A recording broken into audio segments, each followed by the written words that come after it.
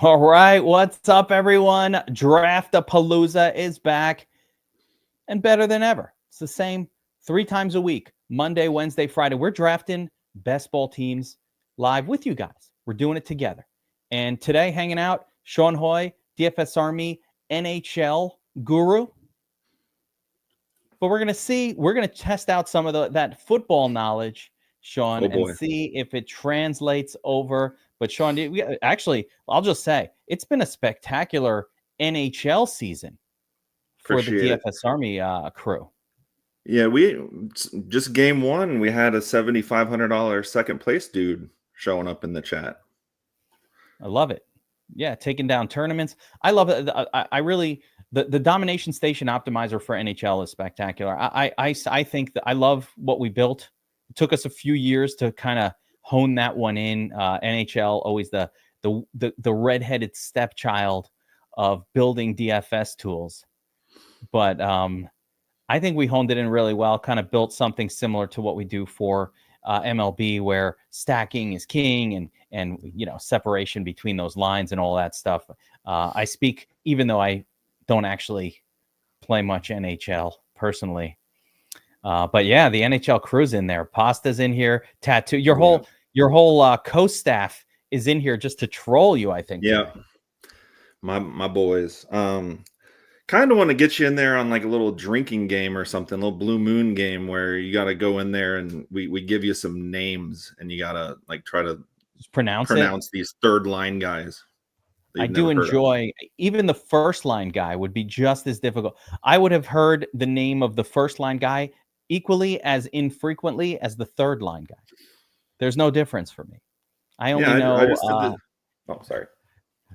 My entire knowledge of NHL is mostly comes from NHL 94 on my I want to say Nintendo 60. I don't remember what's it. The Super Nintendo. That might have been it back in the day. There was a great game though.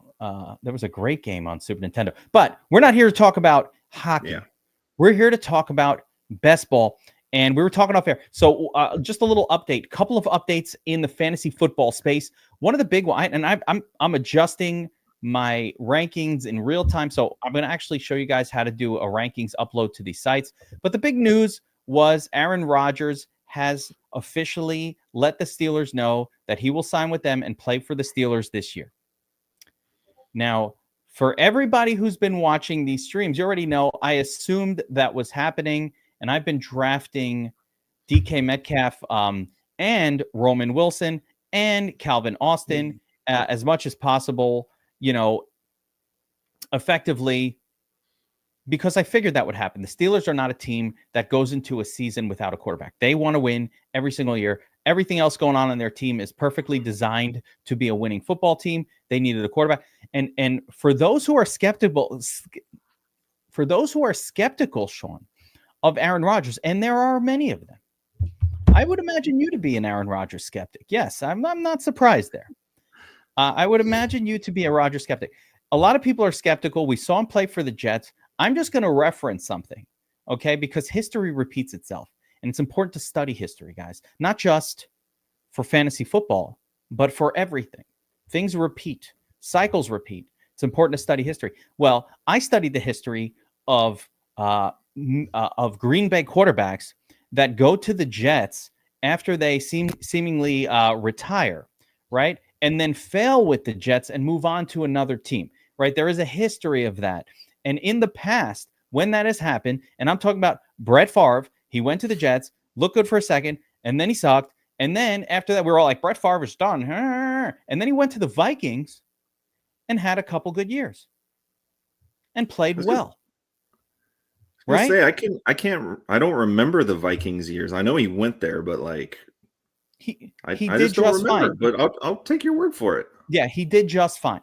Now, take my word for it because I did not look this up before I made that whole point.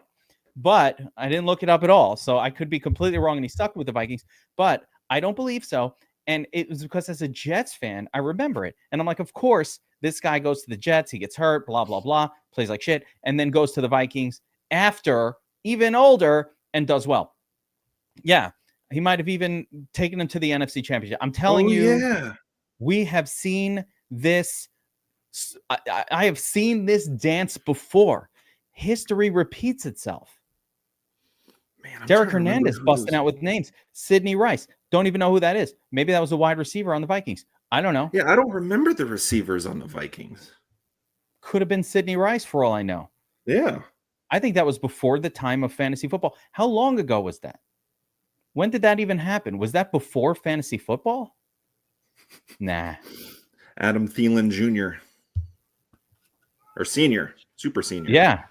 I don't remember. But I've seen this song before. Anyway, so the point is DK Metcalf elevates. He is now going to be effectively Devontae Adams 2.0. Back shoulder pass. What's up? His best move. And I believe that Rodgers will figure out that one of the other Steelers wide receivers is going to be like a quote his guy. Who's it going to be? I don't know. But we have Roman Wilson and Calvin Austin available to us in our last pick of the draft, or second to last pick. So this or that. Do I think that Aaron Rodgers is fantasy viable though as a quarterback? Absolutely not. Rodgers is not going to be fantasy viable. But what it does help, actually, another thing, you know what? Another guy that I'm going to pay more attention to and actually will make his way up my rankings because of this move is Caleb Johnson, the rookie running back for the Steelers. I think with Rodgers in there, it just increases the likelihood that they'll win games and not suck. So, yeah, there it is. 2000. See, fucking memory. But that was not pre-fantasy football. 2009 was definitely, I was playing some fantasy football significantly in that year. So, yeah, I loved fantasy football by then. My first ever league was in 2003. It's when I discovered fantasy football. All right. So with that being said, not much else going on as far as fantasy football news. There are some other little bits and tidbits. Anthony Richardson not practicing, already having shoulder issues. Like, he hasn't even started yet, and there's already issues. So if you ever needed reason to be concerned about Richard, we don't need it. I was already concerned. I don't need that reason, Sean. Yeah. Take Danny Dimes in round 16 if you have an elite quarterback already. I feel like that's been a DFS Army watcher, like a Draft-a-Palooza watcher thing already. We've been taking Danny Dimes all season long. Yeah. You want to do DK? All right. You know what? Derek Hernandez is here. I was gonna, let's do one. We'll do one DraftKings and one FanDuel. One DraftKings and one Underdog. We're gonna start with. We'll go to DraftKings first, right?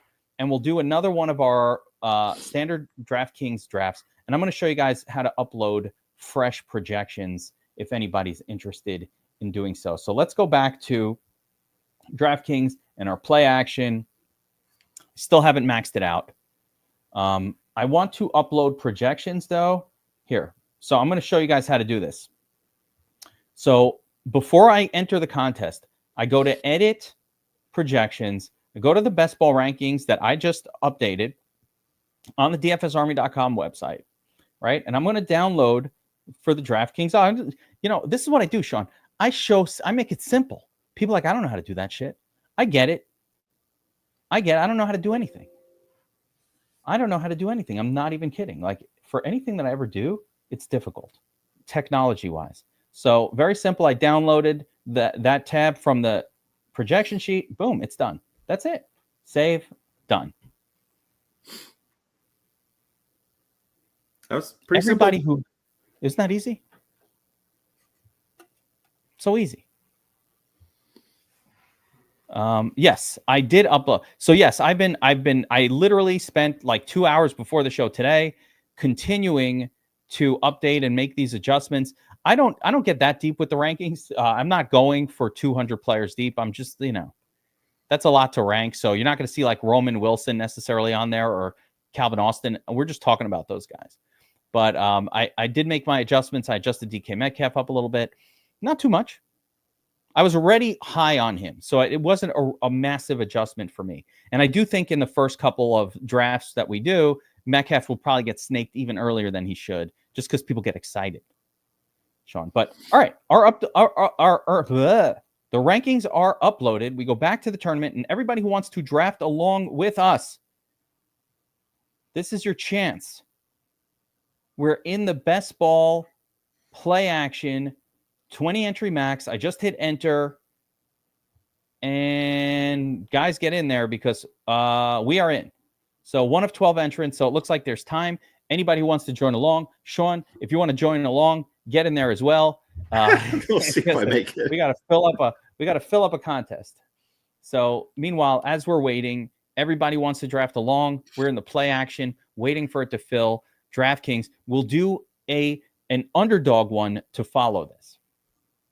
Now, Sean, I've been working on something else here, and I'll be dropping a video probably early next week. Not a stream. We're going to do a video. My username, Derek Hernandez, is mine is Chief ST on DraftKings, Chief ST. But I will be dropping. I've now done enough of these best ball drafts on between DraftKings and Underdog that I believe I have the prescription for winning your season-long team this year. I think I've got it figured out. So I'm telling you, I think I've got it figured out. And what I mean by figured out is I've got a round by round. Oh, there we go. We're filling fast. I've got a round by round recommendation of the basics of how to navigate your fantasy draft in 2025 to set yourself up to smash. And I don't think it's super obvious. I'll give some spoilers, and the prime spoiler is we're going heavy running back. Going heavy running back early. All these people who think you should be taking wide receivers early, I'm going to play that against them. I can see it. I've been doing that a lot on Underdog with that half point. I do the same on Underdog as well. So, I'm with you on. Oh, no. We got. Oh, no. I'm 6th. Wait, no, I'm 11th. Oh, boy. All right, guys. We got this is 6 people in here. This is as many from the stream in the same draft as I've ever seen. So that should be interesting, right? Everybody else in here is like, what the fuck? Like, if you're Exablocky, you're like, what the fuck are all these helmets doing in this draft with me? Whatever it is, I don't like it, right? He can't like that. No one wants to see that. We got SEAL Team 6 in here. So we're going to talk through this draft. This will be a fun one to evaluate at the end. But at the same time, I will tell you that I'm not going to be revealing who I'm looking at ahead of time. You guys already know who I like, especially a lot of guys in this draft. So that makes it rough enough for my sleepers to fall. Couple other little details, though. I'll just continue. In updating the rankings as we talk through, I'll just keep that, Sean, as my thing that I talk about, because I don't want to talk about who I'm taking next. You guys will just take them.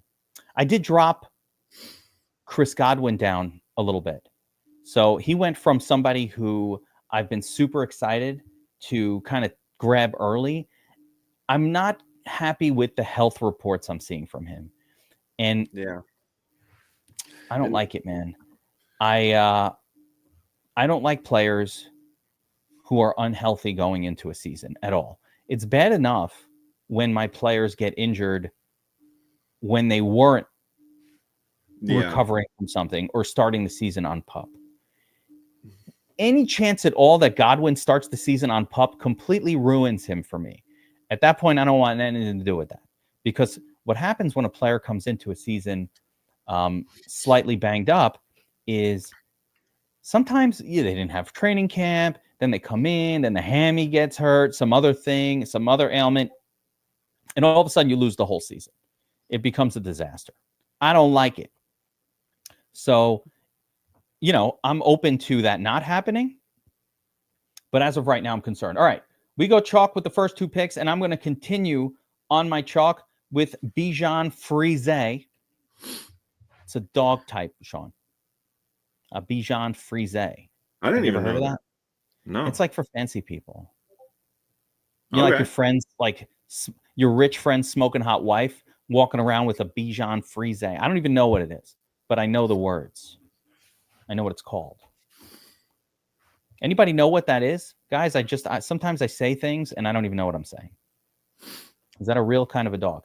All right. Tattoo's in here. Tattoo, is this your first? I feel like you haven't done that many with us. Derek H. Is Derek H in the chat? There's a lot. I'm Yeah, Derek H is here with us too. By someone called Nuts or something. I don't Yeah, even know. no, Derek H is in the chat. JMM's in here. You got he's Fact 74. That's one of my guys. But rockin', bro. Fact 74, rockin' a stochastic. No. You guys know that only 2 of us advance, right? No, well, listen, we're not going to help. Oh, the Nuts. Who's the Nuts? Is that you? Wait. Someone's in front of me called the Nuts. We got the Nuts in there. Yeah. Jesus Christ. We're not helping at all. But I got to say, Fact 74, you need to change up that avatar. You need to switch it up to Army. Join the team. He's in here with us. He's not saying anything because he's like, oh shit, I forgot to change my avatar. But he's in here too. So we got to basically, the whole crew here, we're not going to talk. All we're going to do is critique. We're not going to talk about what we're doing next. Sean. Yeah. Wait, which one are you? And Bob, we must. There you are. Pick 14. Yeah. So you're on the far end. Yep. All right, let's see what everybody's doing. I'll just explain myself at the end, potentially. But yeah, to go back to your point about Godwin, we were already on Emeka Ibuka, and we were already on McMillan a little bit. So they're not going to rush him if he's like got a foot or an ankle or something. In my eyes. Yeah, that's right. And that's the whole thing. There's a lot of names on that team. Look at Fact 74 jumping a little early for Bucky. That's a little soon. And Kosher Ham with Christian McCaffrey and pick 4. What? That is crazy. That's an eliminator pick, but I'd still not even do that at 4. I mean, that's that's ballsy. I like it. But yeah, I like it too. I like getting him at a bargain at like 12 or 13, even more. Chase Brown is another guy I'm going to let spoiler. I'm down a little bit on Brown, not a lot, but just a smidge. Just a smidge. I'm starting to think that maybe they'll mix in a second guy. They've got a rookie over there that they kind of like. Let's see here. Where are we at? Jonathan Taylor goes to Kosher Ham. He's got McCaffrey and Taylor. Kosher Ham is an oxymoron for those of you who enjoy oxymorons. Not to say that the fellow is a moron. I'm sure he's a very bright fellow. But the name is an oxymoron. Because you can't have Kosher Ham. It's not doable. It's not kosher. Josh Allen goes to Ivan Drago. Pay attention to Ivan Drago. He is an elite correlation guy. Soups with AJ Brown. A little too soon if you ask me, Soups.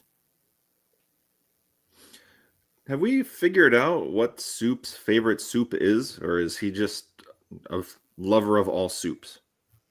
That is a question for Soups. Let's see here. T. Higgins gets there, but I like me some running backs. I'm going to go with Kyron here. And basically, so my start, Bijan, Kyron, Drake London, triple. Definitely I'm comfortable with that start here for myself, right? Kyron actually moved up my rankings today, which is why I put him in there. I pushed him up a little bit because I started to think about, when you think about the Rams, they're not going to run multiple guys out there. The Rams only use one running back. Sean McVay's been doing that for years. And he runs them into the ground, destroys them, and then moves on. Yeah, and Who else does that? Kyron is, he's only like 24, 25. So, like, he's in his prime. He can handle it. And that's what they do. Sean McVay likes to run him into the ground and then toss him aside.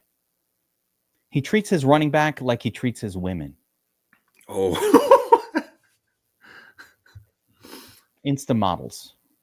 Couple of months, sick of them. That's Sean McVay. Actually, I have no idea what I'm saying. Is that true? I've You were seen laughing him. like you were great. I've seen some pictures online.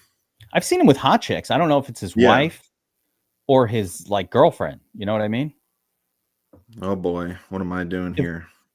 He's on the clock. All right, let's while you're thinking through your pick, let's kind of pay attention. So our second quarterback, Lamar Jackson, goes off the board in round 3.5 to Kosher Ham. We see a double tap with Tattoo and Derek here in the chat with us, taking Cook and Brees Hall. Couple of wide receivers, solid ones. This is a nice run of wide receivers. You get I would say the least good of that group in Marvin Harrison, but you got, he was who was left, but Scary Terry, Wilson, Njigba, all a little bit later than they normally go.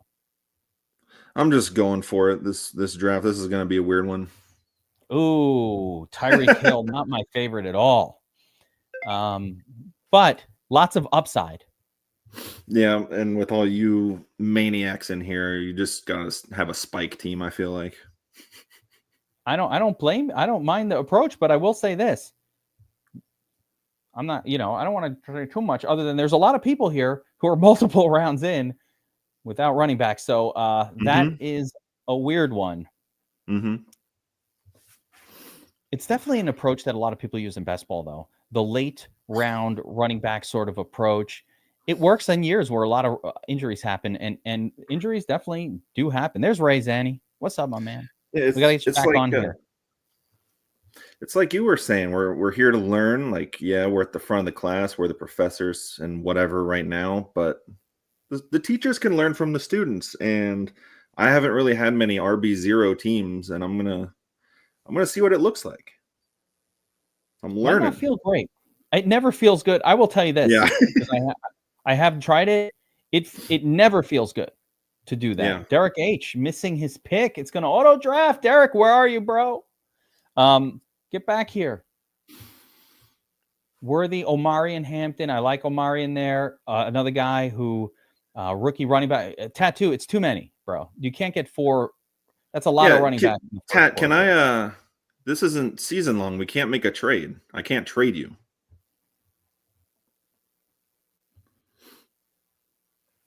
Am I on the board? No. Yes. Shit. Mixon, Hunter, Hurts. Is it time? I think it's time. All right. The rare luxury quarterback pick for me.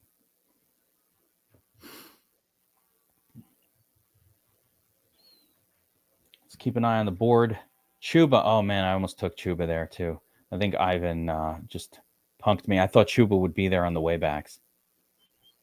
Soup's continuing the wide receiver heavy ways, and first RB off the board, Kamara there. Let's see what we have going on here. Nowadays, everybody want to talk. All right, I'm back on the board. No, I'm up next. So Ivan's on the board here. We're up next. And I am considering a few different players here. Get another wide receiver going. Is this the DK Metcalf spot? Yeah. But I really want Trey Henderson. But nope. Let's do it. I'll be the guy. I'll be that guy. Could have taken Devontae and had the correlation, but I don't like Devontae that much here. All right, let's go back to the draft board. Sean, you're building an unusual team there. Yep. A lot of wide receivers. I like it. That could win. I'm learning. I'm trying a different approach here. I haven't really tried this that much, and I might as well try it on these low buy-ins with all these masterminds in here. When you think about it, like I throw 20 entries in a $3, 20 max. I toss I don't even think about it. I just dom station it, bam, 20, gone. I don't even think twice about it. So this is the right kind of contest to, roll the dice, take some chances. A big part of the reason I focused on this contest amongst others, for two reasons, really. One, because I'm live streaming while drafting these, and so I'm a little distracted. And I figure if I'm going to be distracted, maybe do not the most expensive one, but also so that people in the stream can join me. A lot of people don't want to do the $20 ones, which are the other ones. Yeah. You know what I mean? Yep. Hopefully they at least did the one and then got the free entry into another one. Yeah. I think that was a thing for a while. I think, actually, I don't have it on screen, but I think DraftKings dropped another promotion about BestBall, although I didn't quite read what it was. But some other thing where you get some free. But it might have been to enter the $555 contest. And get $150 back. Something like that. There's Waddle, McMillan. So, Bob, we must take Tet McMillan. I love that pick. I like Tet. I think you probably have a lot of wide receivers there. But as far as Tet McMillan goes, I think he is the rookie. He has a ton of upside, maybe more upside even than Hunter. So, I like that Hunter and Tet kind of went back to back there. I could see either one of those guys being sort of that rookie that you wanted this year. Let's see here. Yeah, running back getting a little thin. Wide receiver group, a little sketchy. Right? Tight ends, still pretty decent. So that's where we're at right now. ADP is 81 for these guys. So you got to pay a little attention to ADP. As a matter of fact, I like sorting by ADP rather than the ranking. That's actually quite helpful here. So I got it. I resorted mine by ADP just now, and I think this is. Yeah, I can wait. We're at 70. All right, Godwin, no. Jacoby, no. I'm going to take my tight end one here in Sam Laporta. Just going to start with that, and Samwise is my guy there. After I take my next pick, we'll talk about what the hell just happened. Let's see here. Running backs still pretty thin. I would like another running back. Which one to choose? See that? Mr. Burns. Yes. Yes. I'm just watching the crowd kind of do their thing. Everybody's waiting on Godwin. Well past his ADP. And I'm going to go with D-Swizz here. DeAndre Swift. I have Caleb Johnson ranked. I need to adjust my Caleb Johnson ranking. Again, that's another one of those guys. Were you going to take him? Or are you just side talking with Tattoo in the chat? You're just having side chats. Oh, there's Fact 74. What's up, my man? So you need to cut for crab legs. Meat glazer. Oh boy. Listen. If you're offering to take me out for crab legs, I'm going. I'm not saying no. Oh yeah. Somebody offers you crab legs, you say, yes, sir. Right? Isn't that what you do? That is what you do. That's what I'm doing. Like that's the right move. I feel like Nuts is gonna snipe me here. I've never had a crab leg, Sean Hoy. Really? Yeah, I know. I've never eaten really any of the crustaceans where you have to crack through something in order to get to the food. Feel kind of like a Neanderthal. It's not even that. I like the Neanderthal feeling. I've just not done that. And I don't know. I find it. I don't find it appetizing. Oh God, I don't know what to do. It feels like I'm eating a sea bug. Yeah. I'm a simple guy. Steak man. Give me a steak, bro. You know what? For the chat, I've got one for the chat here while we're talking through. What is your favorite steak? Sean, this is for you too. Take your pick, but like, what's your favorite steak, chat? There's a lot of choice. You go to the steakhouse, right? And you're looking at everything. And of course, prime rib, aged, New York strip. It's the porterhouse, lots of butter on it. Peter Luger style. Some other cuts, secret cuts.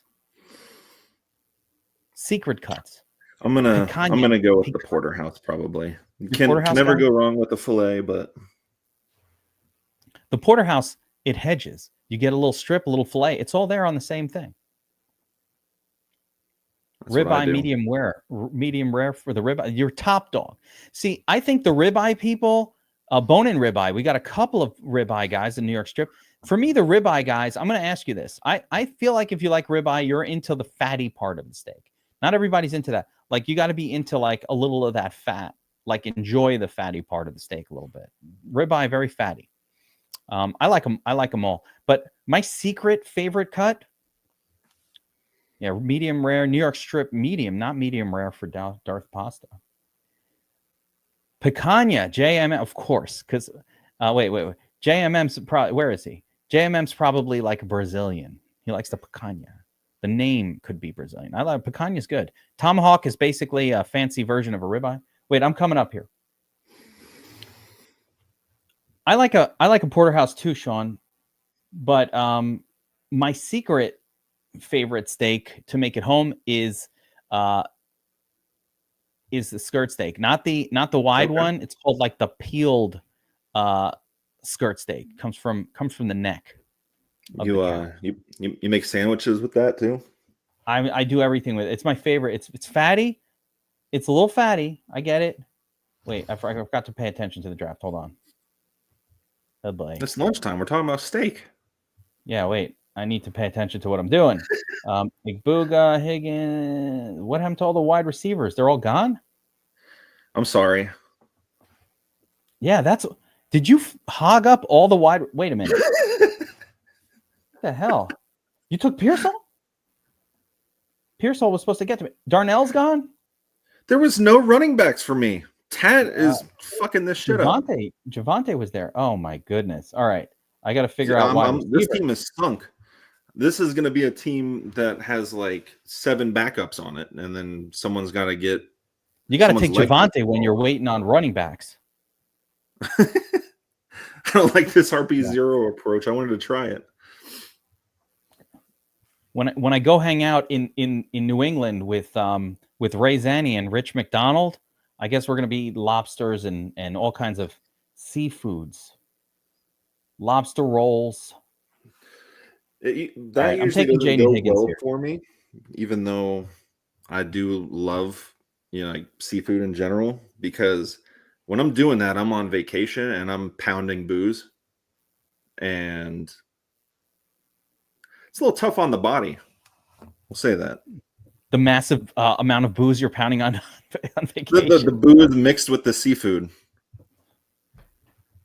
Head to a seafood buffet. You know what I've only now really had for the first time that was good, and only a couple times now in my life.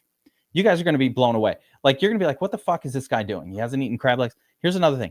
I have not really had smoked brisket up until like the last few months ever. Or I tried it years ago and it was terrible, and then I just gave up on it. But I just had it from a bad restaurant, I think. So I was like, I don't think I like it. And then I never ordered it again. But when I go down to Virginia to hang with Tattoo, that's the spot to get that brisket. You don't want to go there. That guy, I don't trust him. Tattoo is what happens when being a drug dealer fails. Then you just take all the running backs in the 6-hole or whatever. I want to go to Virginia, and I'm going to take Tattoo to a hipster barber, and we're going to transform him into that full, like, he's going to go from pickup truck driver to full Williamsburg, Brooklyn hipster. I think one of those barbershops will do it. Sean loves this. We got a rivalry happening here. There's those wholesome videos online of those like hipster barbershops that pick up homeless people and then pretty them up. Yeah. That's what I'm throw talking Tat about. in there. Yeah. That's exactly what I'm referring to. All right. So just a little update on this draft and where we're at. We are in round 10. A lot of the quality talent at all the positions is starting to melt away.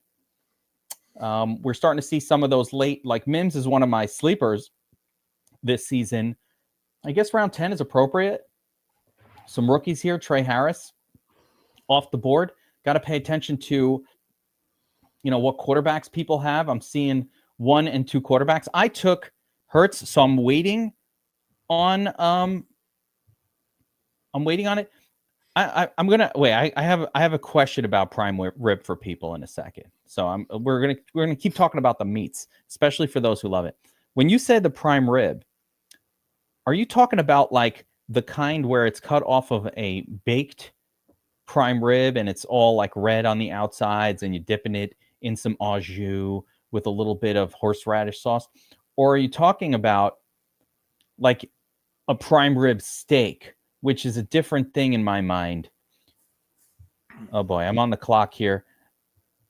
I was going to take another quarterback. Can wait there. All right, I think I'm going with Wandale, my safety net guy. Wandale. Good PPR guy. I did like a prime rib roast, and I've had the prime rib cut that way where it's sliced off of the roast, and I find that I'd rather have like the seasoning and the barbecuiness on the main part of the meat, not on the outside. Yeah. See, that's less. I like that less. I'd rather have the steak form of it because I want all that sear and all that stuff. I want more of that. It's very meaty, the prime rib, when you cook it the other way. Like I did a rib roast when people came over to my house for Thanksgiving a couple of years ago.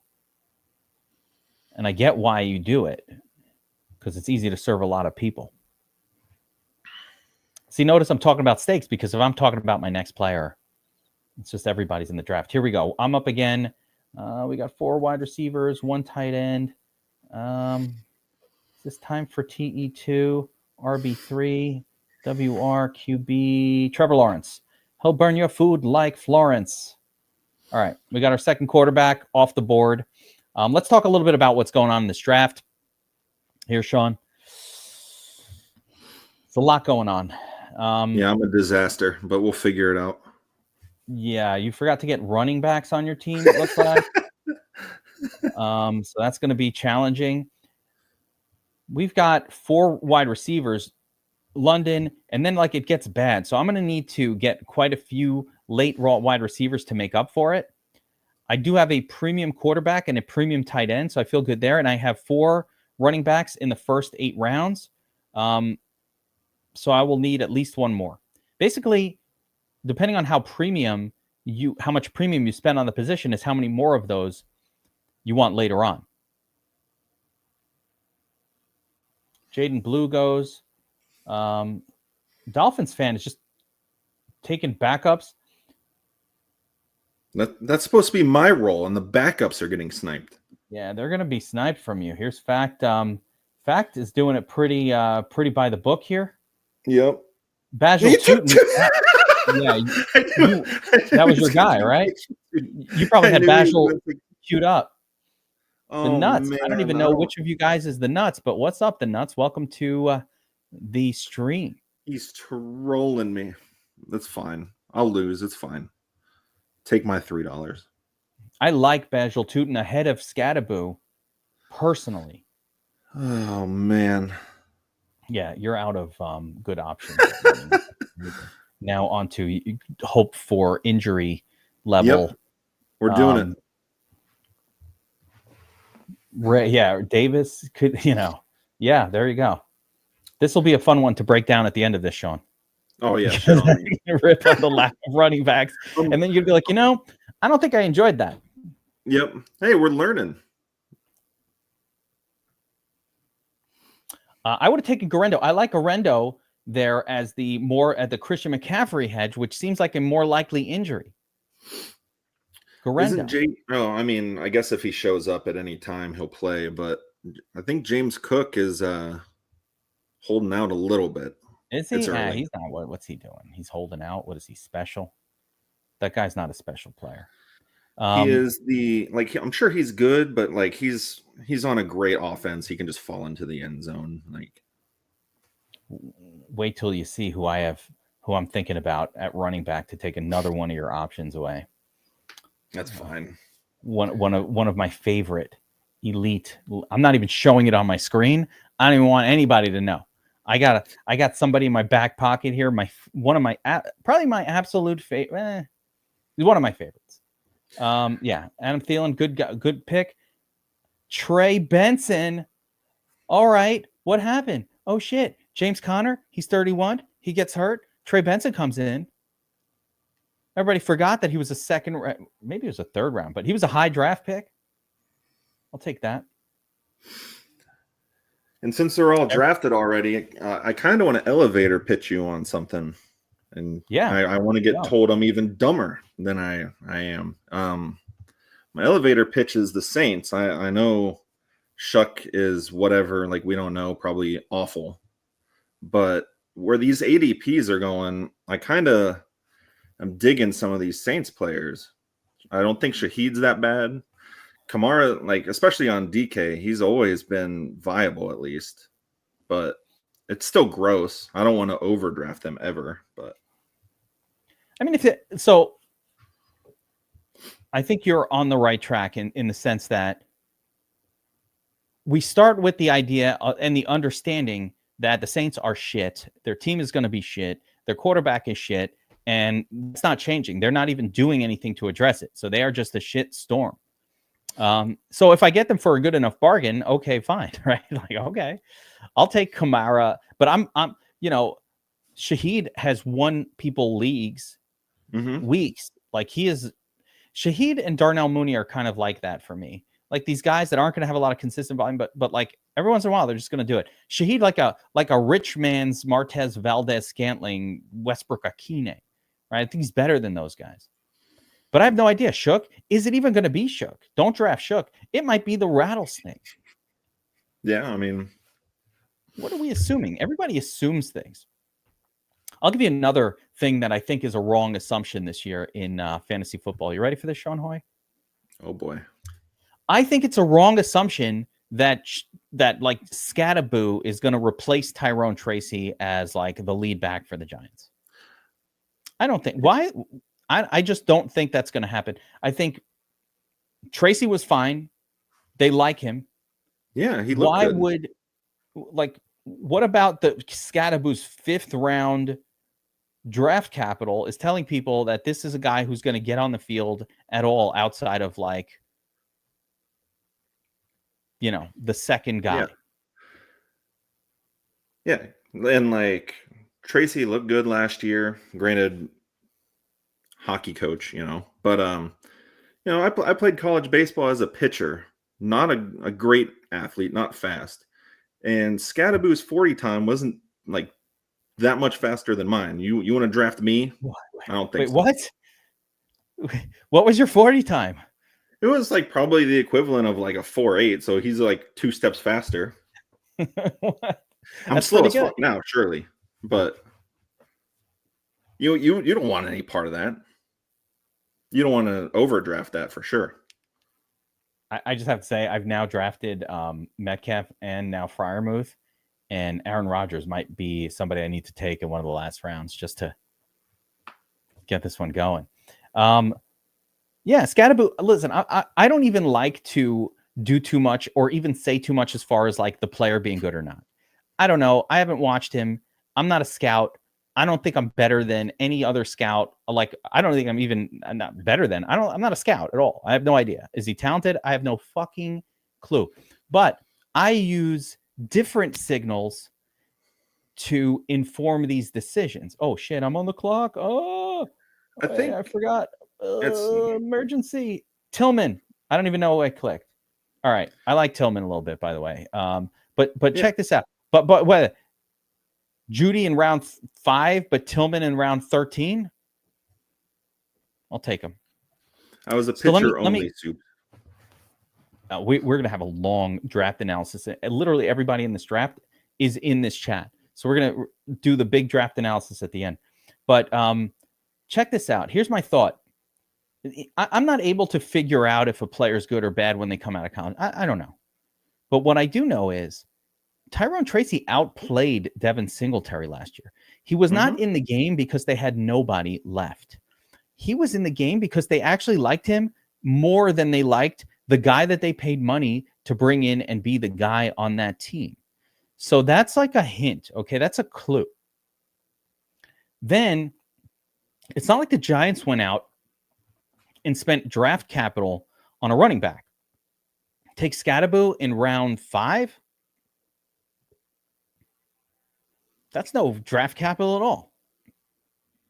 5th round draft picks get cut in training camp. They don't even make the team half the time. So what is this thought that all of a sudden some 5th round draft pick, this happened last year with Kyren Williams. Sean, did you watch any of my shit last year where I was like, people think that Kyren Williams is not going to get the ball because they drafted a guy in the 3rd or 4th round? Like, oh, is that Blake Corum then? Because Corum was tearing up Michigan. Yeah. But yeah, like Tyrone Tracy, Scadaboo, like I think it's just going to be, you know, kind of similar to, except probably 70-30 even. You know, a very light version of Gibbs Montgomery, where Scadaboo might fall into the end zone some, but, you know, Tracy's going to get the bulk of the work probably. And they're not going to be afraid to give Tracy the ball at the goal line either. Here's the problem with what you just said. There's no version of the Giants offense that involves really anybody falling into the end zone. That's true. There's no touchdowns available on that team. Like, yeah, they're going to be throwing fades to neighbors from. I love that Pollock Hillbilly's blue mooning right now. It's so nice out. I'll allow it. A noon blue moon. As a matter of fact, I wish I had one on the desk with me. I will have one outside later. I'm on the clock. I'll have one outside later. Oh, you know who I was going to take? Keenan Allen, and he just went. I was like, what? Where's Aaron Rodgers? Did he go heading over to the store and getting a blue moon? Aaron Rodgers just now just to screw me? Did that really just happen? I think you got trolled. That feels trolly. Yep, Tat did it. Who else? Oh, he's doing that because I called him a hipster, and he hates that. He hates the hipster thing. He didn't like you calling him a hipster and me calling him a drug dealer. He takes Aaron Rodgers. For me, the difference between me and you is I say it as a compliment. You do it with malintentions. That's the difference. Oh, everyone knows if I give you a hard time, then you're on my good list. If I'm nice to you, then you got to be worried. But, you know, there's a little bit of authority complex here, so I'm going to be nice to you. You don't have to be nice. There's no authority complex here. It is my Draft-a-Palooza. I do control the Palooza here, but that's about it. Yoshavas, Demario Douglas. All right, so we're pretty much through the zone of like players that are good, and we're in the turd zone, looking for any kind of upside, any kind of player that will give me any sort of life. We're in round 17 here, and you know this is that part of the draft where I feel like if you could just find anybody who's productive at all for your squad, you're in pretty good shape. Now, Tattoo, you burned me on my double stack of Rodgers, which will make it less fun to go through my draft at the end. Because it's not coordinated. I got a Conquo from Ivan. Me and Ivan, like, come on. Yeah, Tyrod Taylor. No, Martin. You got to hear the beginning of my rant. When you leave the Jets and you go to another team, your game just gets better. We saw it with Brent Favre. Aaron Rodgers is going to be the same. Dude, and I got to admit that's a fair comparison because they're both like uncharismatic Hall of Famers. It's the same guy. Yeah. They're the same guy. They both went to the Jets late. They both failed with the Jets late. Come on. The only thing that would make this more of a lock button theory is if Joe Montana had gone to the Jets for a year before he made his way to Kansas City at the end of his career. That would have been like, all right, now it's 3 times that it's happened. Hall of Famers go to the Jets and they stink. Look what happened to every quarterback that's left the Jets. All of a sudden, Sam Darnold's not that bad. Geno Smith is still a starter, and the Jets haven't figured it out. My goodness, what the hell am I doing? Let's see what's going on the draft board here. You don't want to look at it. Taysom Hill, who will not play this season. He's not playing this year. Not the best for me. Taysom Hill is an avoid, guys. I fucked that up. I didn't even realize I had drafted him second to last in a couple leagues. Don't feel bad. I had drafted him second to last in a couple of leagues, or in the last round a couple times, thinking Tay, that's what's up, right?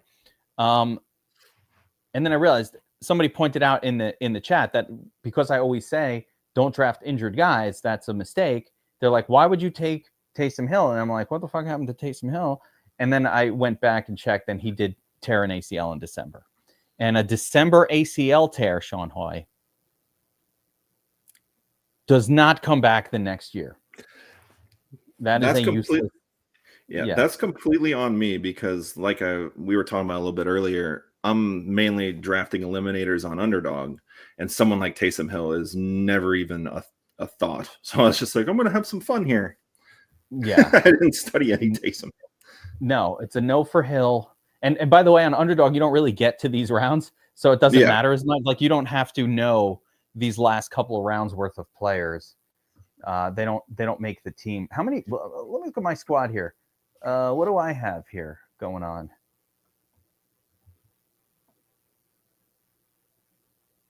Two quarterbacks. Oh boy. 5 running backs, 8 wide receivers, 3 tight ends. Would have been nice to squeeze out another QB, but there are none because of the Aaron Rodgers thing. So let's see if we can find any sort of life here at running back. We cannot. Might as well just Higbee Smalls it. Take a guy. One thing I like about Higbee in the last round is he's on the field. He's a player. He's in the game. Yeah, Hunter Seckler, different Hunter. MVS, yeah, I like MVS and the late picks. Westbrook Akine, MVS, decent late picks. Diami Brown, I don't mind that. Kosher Ham, that's what's up. Oof, this is a lot of drafts to go look over. We are in round 19 of 20, so we still have a round to go. I've got my 4th tight end in there, Razani style, 4 TE.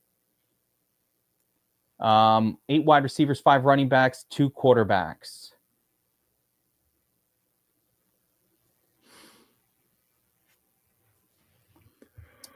Yeah. Ugh. Theo Johnson goes to Dolphin fan. I like that. Ty Johnson, RB3 for the Bills. Off the board, Amari Cooper goes to Fact. Fact is hoping Amari Cooper will find himself a team.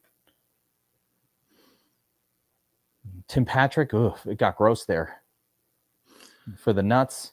There's a little bit of method to my madness with that last pick, but I like Westbrook Akina. I'm cool with that one.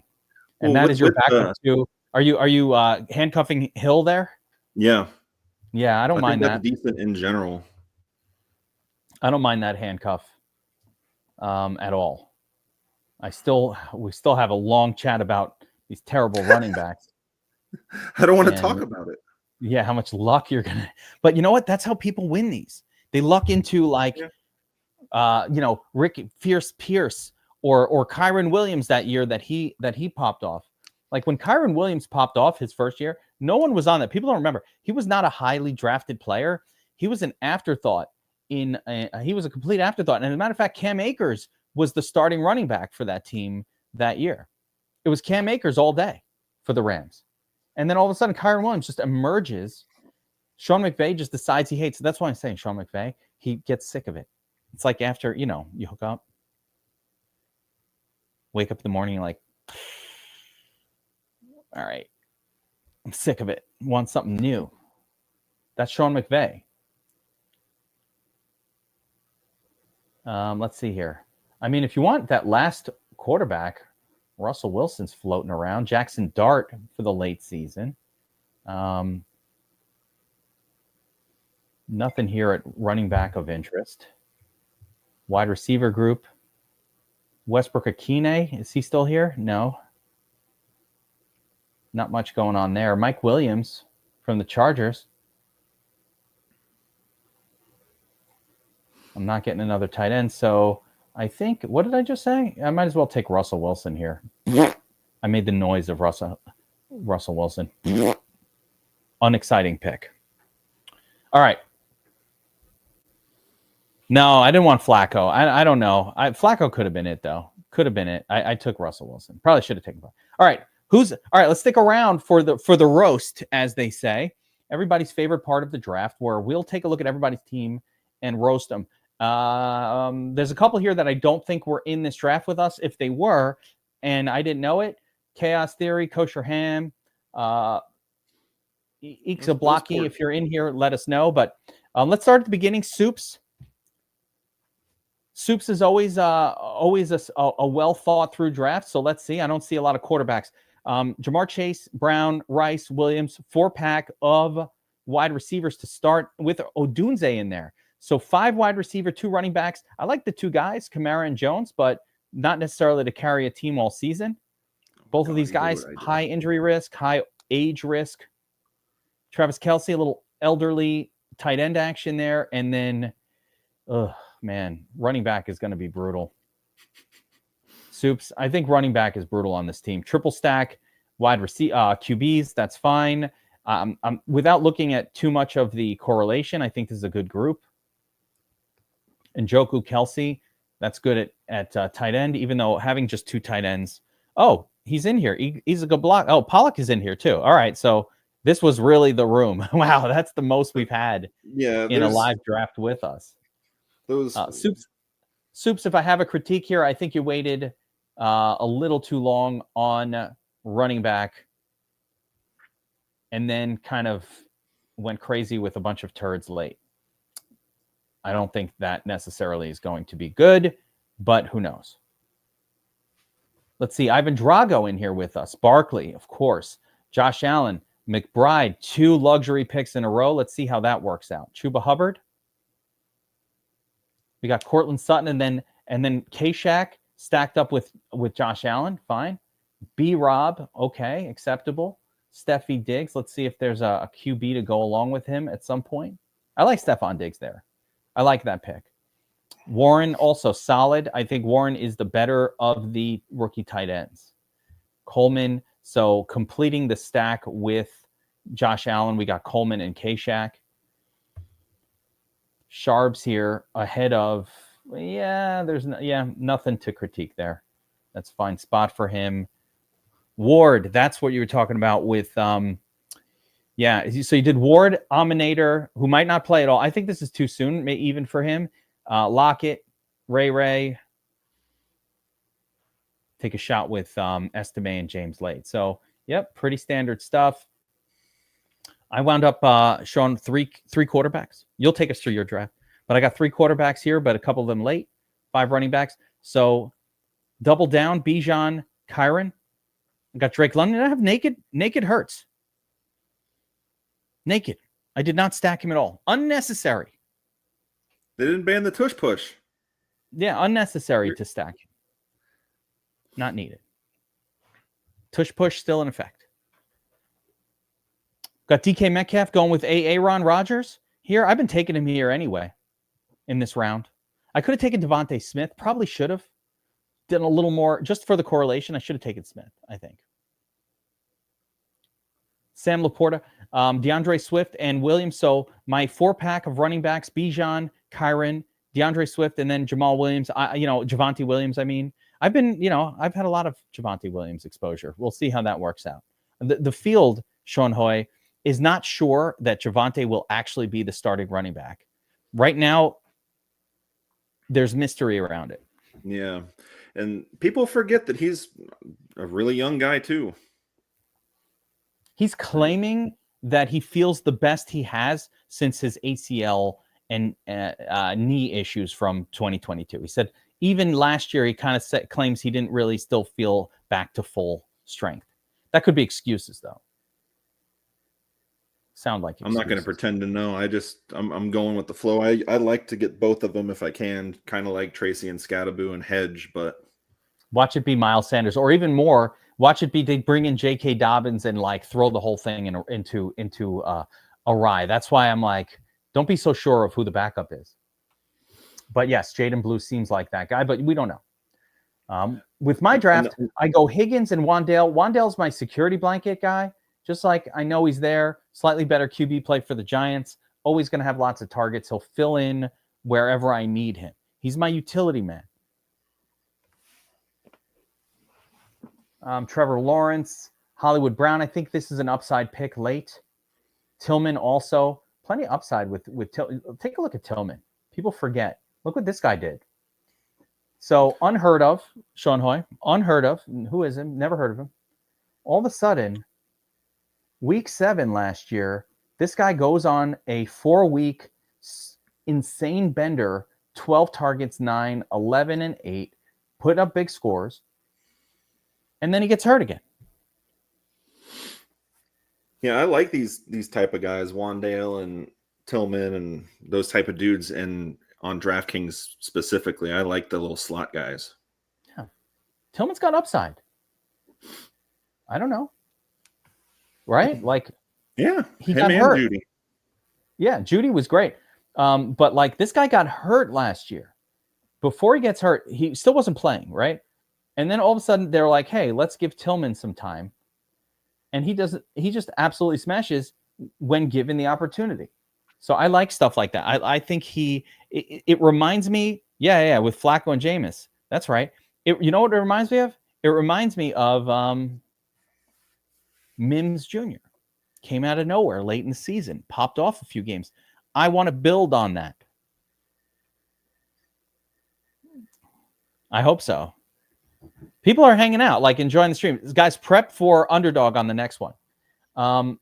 Underdog on the next one. Let's see. Chaos Theory, not here. Kosher Ham, love the name, but not here. So Tattoo. Let's see what Tattoo did. Oh, my I love man. that you have to take attendance. Ray, we'll get you on here next week. Let me know a day.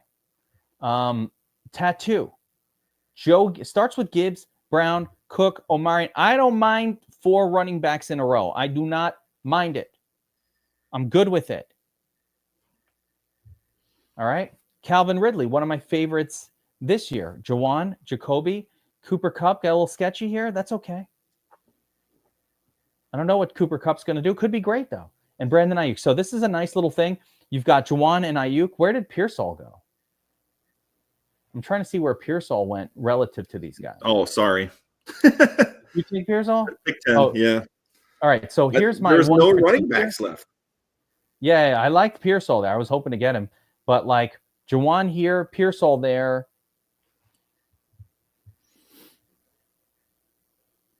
Interesting. It's just interesting. I think Pearsall might outplay Jawan Jennings this year.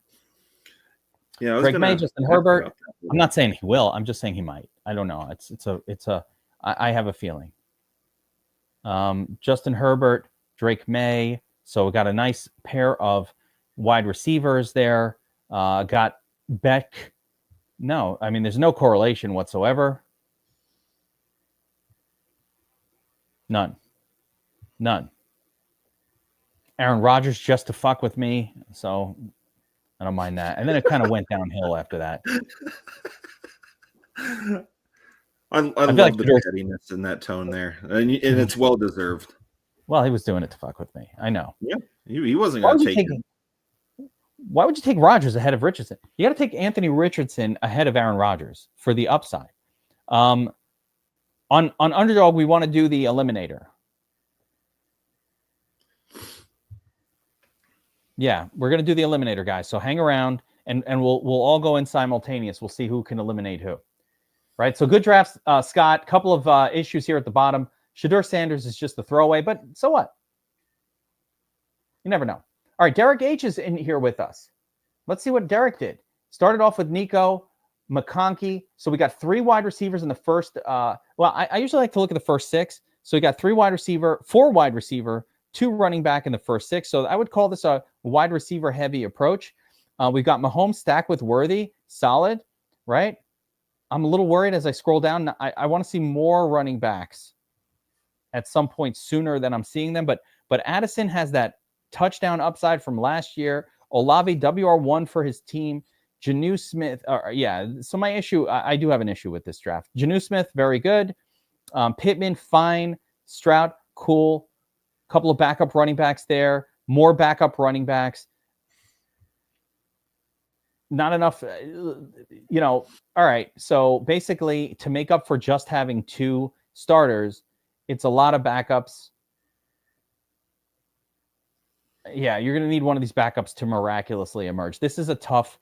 Derek, my one critique here would be try to get at least a third, like locked in running back that is a starter, so that there's a bye week, so you don't have to rely on some crazy injury to fill in those weeks. Tank Bigsby is, a backup, right? Shipley is a super backup. Lloyd backup. White backup. And none of these guys are even locked into becoming the starter. So, yeah, I think Derek, get one more running back here. Maybe don't worry, man. I'm going to get piled on too. Don't worry.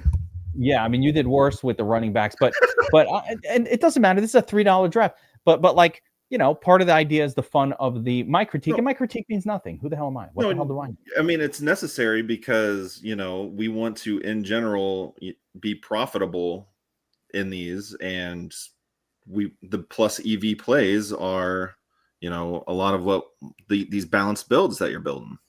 You got to get. I mean, again, there are other people who will argue that you're trying to win a GPP tournament and you actually should rely on like an injury and and an elevation of a running back, et cetera, et cetera. And people have done that and they've done fine. So, I'm just saying what I would do. I never want to like super critique anybody, but this whole draft was in this room, which is really cool. Fact 74 starts off with Janty and then an early grab of Bucky Irving. I'm fine with it. Wilson, love him. Mike Evans, we'll see, has a great history, but, he's getting older. Given where he went, I don't mind it. George Kittle, Studley, tight end there. Couple more. So this is how you do it, Sean. Like if you're going to wait a little bit at running back, it should be like here. Grab one of these guys. Some of this, right? Make sure you have 3 and now a 4th kind of starter. This should be enough to deal with your running back situation all season long. All season, right? So he's good. Matthew Golden, upside wide receiver, Purdy and Love and Penix, nice little trio there as well. We got Kittle and Kraft at tight end, fine by me. Rookie upside wide receivers there, and then just fill it out. Here's backup running backs. These are fine. Now, I'm just going to critique Sampson. I'm not into this pick at all. I don't like Dylan Sampson this year. I don't know any scenario where Dylan Sampson is helping you win. Because you got Ford on that team and you've got the rookie. So the rookie and Ford need to get hurt before Dylan comes in. And then he's on the Browns, who suck and don't score touchdowns anyway. So that one, 100%. I would want to take this pick back and do something different. Not that there was anybody good on the board. It was, we're in the death zone. It's already shit. But like even Blake Corum, who went 2 rounds later, at least Blake Corum, if there's an injury to Kyron, Blake Corum, who he ended up getting anyway 2 rounds later, fine. But like Blake Corum to me down here is a better pick because at least if Kyron gets hurt, Blake Corum's probably winning you your league this year, as the starter. Yeah, or you could double handcuff it and go with that Jarquez guy. Ugh. Yeah. But Dylan Sampson, freaking, like you said, Ford was passable for the Browns. He was not good, but he's fine. They're going to play him. Sampson needs Ford and Quint Judkins to get hurt before he's even having relevant touches. So I don't like that one too much. I wouldn't have minded Roshan or Marshawn Lloyd. Marshawn Lloyd being a reasonable handcuff. So I just would have probably went different with that one pick. Let's look at the nuts here. I don't even know which one of you guys is the nuts in the chat, but he's definitely in here. So let's take a look here at the nuts. We got Malik Bowers on the start. I like all these wide receivers, including DJ Moore quite a bit. Bowers is great. So this is, I'll call this, the nuts did what I think is an acceptable, I'll call it 0 RB approach. If you're going to do it, stop at 4. Definitely stop at 4, which you did as well. So he gets Connor, and when Sean, you took Henderson next. And again, right here, the nuts, instead of maybe taking 2 more wide receivers, one of these probably absolutely should have and needed to be, just like I'm going to say the same for you, Sean. These guys should have been running backs here. Once you waited, you got to get them. Mm-hmm. Got to fill it out. I agree. Fill it out. Even Caleb Johnson. Montgomery's fine. Fill it out. Because now the nuts winds up with Connor and Tracy. Tracy, we're not even clear he's a starter. And if he is, he's on the Giants and they suck. So even if he's good, he's bad. Because he's on the Giants and they suck. And then it's like Tootin, Garendo need some help. Tootin might get, at least these guys have some upside. If they get there, I think it could be helpful. So this does have a lot of upside built into it, this approach. Juwan Johnson, Arroyo, Patrick, Tucker. I mean, these are all, Tucker is a really interesting late round player that I have not, you know what? I'm happy to see that. I haven't thought of him late, but he had some big pops last season. I feel like, let's see here. Yeah. He had some nice little pop games last year. Yeah. Let's not forget about that rookie are going to be duking it out to get on the field. I don't know. 100%. I don't know if they're duking it out. I think they're both on the field. Yeah, I think they're both on the field. I think they'll be there. But it's 3, Jacoby Myers.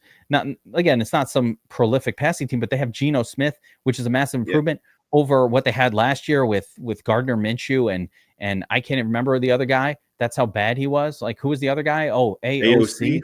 Oh, erase that from my memory.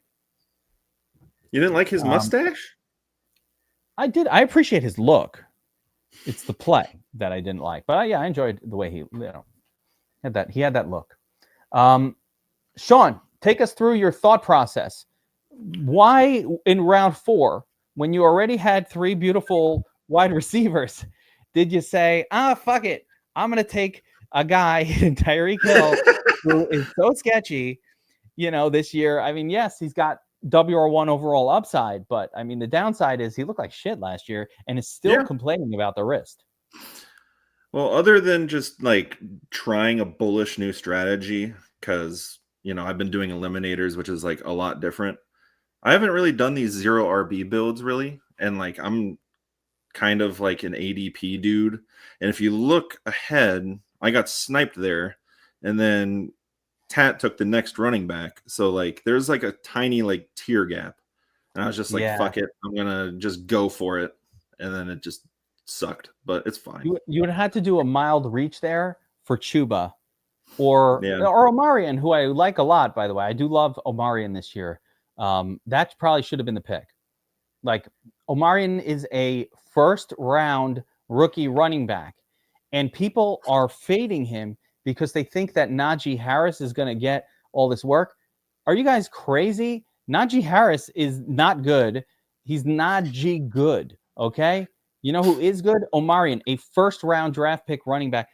Don't fade first-round draft pick running backs. Like, we're taking Janty in round 1. Don't sweat it. Just take Omarion. He's fine. And the Chargers want to run the football.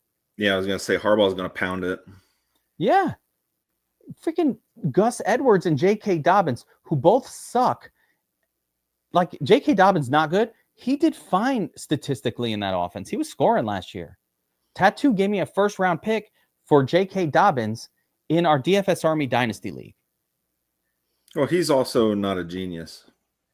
Not the best move, in fairness. That was not a wise decision. I'm going to get a scathing text message from my past drug dealer. Where are we? So we talked about yours a little bit. Oh, was that the nuts? No, you're taking us through your draft here. So yeah, I would have. You just needed another another running back in here because it just went bad. I love Pearsall. I love Ted McMillan. I like these players, but now figure if you knew you can get these guys, right? Wouldn't it have made sense to have a running back here so you didn't have to suffer watching an awesome team that just isn't scoring from the RB2 spot? If I did this over, I would in the second round take one of those guys, probably, or the Hampton pick that you're talking about. Yeah, we are all Negan. We are, but if you scroll down and I have like this plethora of crap RBs, Rico Dowdle is actually someone like I'm actually looking at a little bit because I thought he looked fine last year, and he was like, good last year. Chuba is fine, like he had a good year, but like when it comes to like starting running backs in the NFL, I don't know like where he ranks like just on talent wise. Like I think Dowdle is like a 30-40% guy. Yeah. I think so too. So Dowdle is good enough, and we saw it last year. He started for the Cowboys and did fine. We are all Negan, man. That's a Walking Dead reference. But here's how your draft turns around. Breece Hall gets hurt, and Braylon Allen comes in and becomes a starter. James Cook gets hurt, and you get starting snaps from Ray Davis. I think Eckler is a backup no matter what, but he'll get you points each week. He'll sort of be a helpful fill-in, or maybe you get the Joe Mixon injury, and maybe by some miracle this Marks kid gets the starting role. So there are paths to this team working out really well. By the way, when that does happen, and there's a whole theory in BestBall that says do this, count on the injury, but know that most of your teams are going to be shit. But when that does happen, this is why I did that, because like I said, I'm mainly doing those eliminators. I'm never gonna make a team like this, and I just wanted to see what it looked like because I'm studying, I'm looking at creators and shit like that, and they're doing crazy shit like this. I just wanted to see. No, it could be what wins. It could be what wins the league. It's just like it never feels good going in that approach, but I definitely have seen it. There are definitely people who are out there who preach this, like, count on the injury. Am I worried that Roman not throwing will limit Hampton's upside? I think that's why he's in round 4 and not like round 2 or round 5, 4, 5 and not round 2, because we're not sure what kind of passing game role he's going to have. But like they'll throw to the running back too. Palantir Soup's reminding everybody that Kevin on my stream last year during the NFL season went Palantir at $20. Told everybody, if you only want to own 2 stocks, Palantir should be one of them. You know where it's at now, Sean Hoy? I don't know shit. We talked about it. We said to everybody, you should buy Palantir. And I don't like to recommend individual stocks. Buy the S&P is my big thing. Buy it every week. Palantir, it was at $25. I said, this company, what they're doing is unlike anything else. And they will own the fucking world. And you should get in on this now.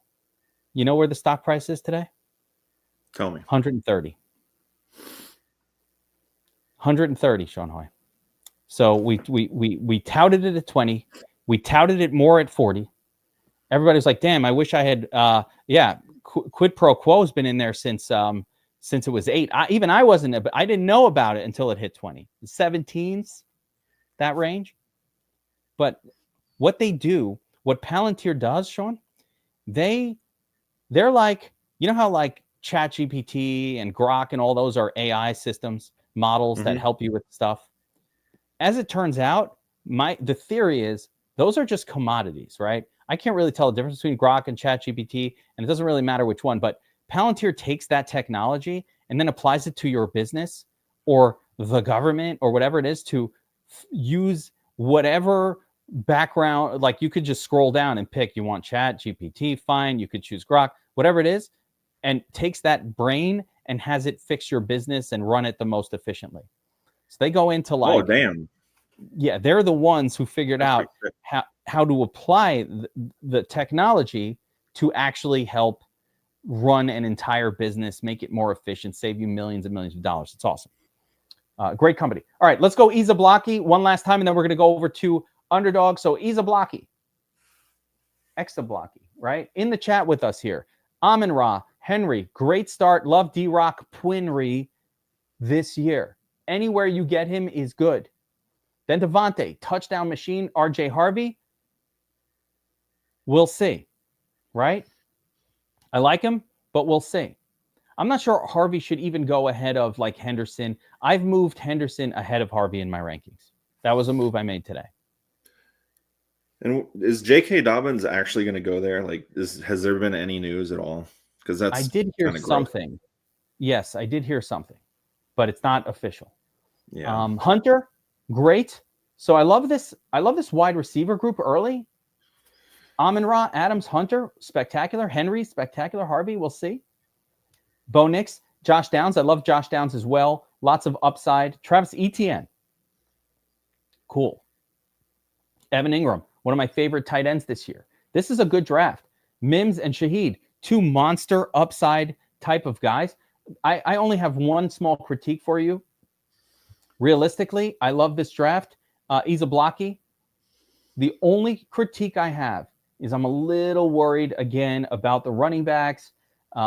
I wish maybe instead of Bo Nix here that you could have squeezed in a Pacheco or a Montgomery instead. You didn't need Bo Nix there. You could have just waited. But the correlation with Nix is pretty good. You've got Mims in here with him. This is just a good draft. Slayton, again, not in love with it, but whatever. Good draft. Exablocky. Really good. This is one of my favorites so far. So that is the Hillbilly, I believe, in the chat. Pollock Hillbilly. I'm assuming that means you're from a Polish background, but currently live in the hill country of the United States, somewhere in the Appalachians. Yeah, he's Tat's neighbor. Oh, is that? Oh, yeah. Yeah, I didn't mind the ETN one. I like that. But like, by the way, if you're doing that, maybe get Bashal Tootin as the backup. Like, double stack that bad boy if you can. But you can't always do what you want to do. You can't always do what you want to do. Pollock Hillbilly, love it. The DFS Army crew represented. The Draft-a-Palooza peoples. Is that the Army crew at this point, or are we the Draft-a-Palooza crew? Yeah, tomato. Yeah. All right, this is your specialty. So we're going to switch it up and jump over to Underdog for our second draft. Now, keeping in mind, we are in here drafting. My pool's warmed up outside. I've got the heater set to 85. So as soon as this is done, your boy will be in the pool swimming. Do you want me in here, or do you want me to just chill with you? Like, I'll do either one. You want to hang with me and advise me on this one? You've been doing a lot of these. Give me your thoughts. I have 15 slows cooking right now. Oh boy, and this one? Yeah, nice. This is my shit, man. I love it. I like having the fact that a lot of these really sharp guys don't have a lot of data on this, especially with it being head-to-heads after week one. Like, a lot of best ball strategy is, if you pick it in the pick one slot, you get Jamar Chase. There's a lot of Burrow, Higgins. Like, you want to differentiate your builds because you're going to be up against a lot of these teams, later in the like week 15, whatever, if you're cashing. But in these, it's going to be the odds are against you, like, duping with somebody in a head-to-head. Oh, that won't happen at all. Yeah. So, like, you don't have to differentiate your builds. You just do what you think is right. Like, basically, each round here, they're switching up your opponent. You don't know who you're going to get. Mm-hmm. I think well-rounded, in our analysis. And here we go. So everybody who wants to join up, and Sean, why don't you, instead of drafting in this one, you'll just join me. We are on Underdog in the Eliminator. Okay, the Eliminator contest. We'll explain it more as we get in there, but it's a $10 entry. I'm doing the 20-second per pick. The Eliminator. This is the one where half of the field is eliminated every single week. So this, we looked this one up. If you can make it 3 weeks, you are getting paid. You're getting paid. Seltzer went down. Bring it back up. So here we go. 3, 2, 1. I am clicking enter. 20-second per pick. Eliminator. Let's go. But yeah, one of it's in my article a little bit, but one of my strategies. Oh, this looks like trouble. Uh-oh. Underdog does this to me every once in a while. Oh, damn. Don't do this. Oh, Jesus. All right, hold up. What the hell's going on, Underdog? I'm just going to refresh the whole thing here. Let me give you the old college refresh here. Now they're trying to load my... could it be because I'm streaming? That like the streaming technology is messing with it? I have no idea because I do most of my shit on my phone, but here we go. I should use my computer more. Let me try it again. Let's see. Some people are gonna have to be backing out. Yeah, you might. Well, I'm gonna try it again, guys. I apologize for that. Come on, fetch in the draft. Don't screw me. Fact got in. This is real. This is live, everybody. I'm doing this live. Sometimes stuff happens. This has been happening a lot with... I feel frustrated. From what's happening right now. I was really looking forward to doing one of these eliminators. Why is it giving me a hard time loading? Is anybody else on desktop having a hard time getting in? Is it just me? In the past, like other people in the chat have said they're having the same issue at those moments. You have to refresh it. All right, so I'm going to keep trying. I'll try it a few more times here, but I feel like it. Should I go for the 30-second? I mean, I don't know what to do here. Confirm it. Oh, JMM's got an interesting approach. Oh, no, we made it. All right. But that was a brilliant idea. Do the lobby and then draft it from here. Could have done that. Fucking brilliant. That's true. That was brilliant. But no, one of I put it in my article. The very late bye weeks, there's some like stud players that like I'd salivate over a little bit, like Neighbors and Tet and stuff. Just because, like, if you make it that far, you made a shit ton of money. But some of the week 14s are things like one of them is I have questions about with Stephon Diggs handing out Pepto-Bismol on a boat. But the other questions I had were the 49ers because they're a week 14. And you were steaming Pearsall. I don't know anything. I know Ayuk is still like 24, 25 years old. So I don't know if he's still there. Juwan Jennings had a great year. So what I want to learn about is the 49ers a little bit. CMC goes around pick 7 in this one. I like him, especially for the early advance as well. Yeah, I'm not convinced that Brandon Ayuk will be ready for the start of the season. That's one of the reasons why. And there's two things about that team that bother me. Yeah, we're waiting on 5, guys. So I know some people maybe entered the previous one, and nothing I can do about that. But I am in. We're in the Eliminator 22nd version, $10 entry, 22nd version. So anybody want to join? Now's the time on Underdog. But Sean, back to what you're saying. I have some concerns about Ayuk. They're twofold. He got a big contract last year before the season started. Big contract. He's our WR1. Everybody's very excited about Brandon Ayuk. Then he proceeds to like look terrible.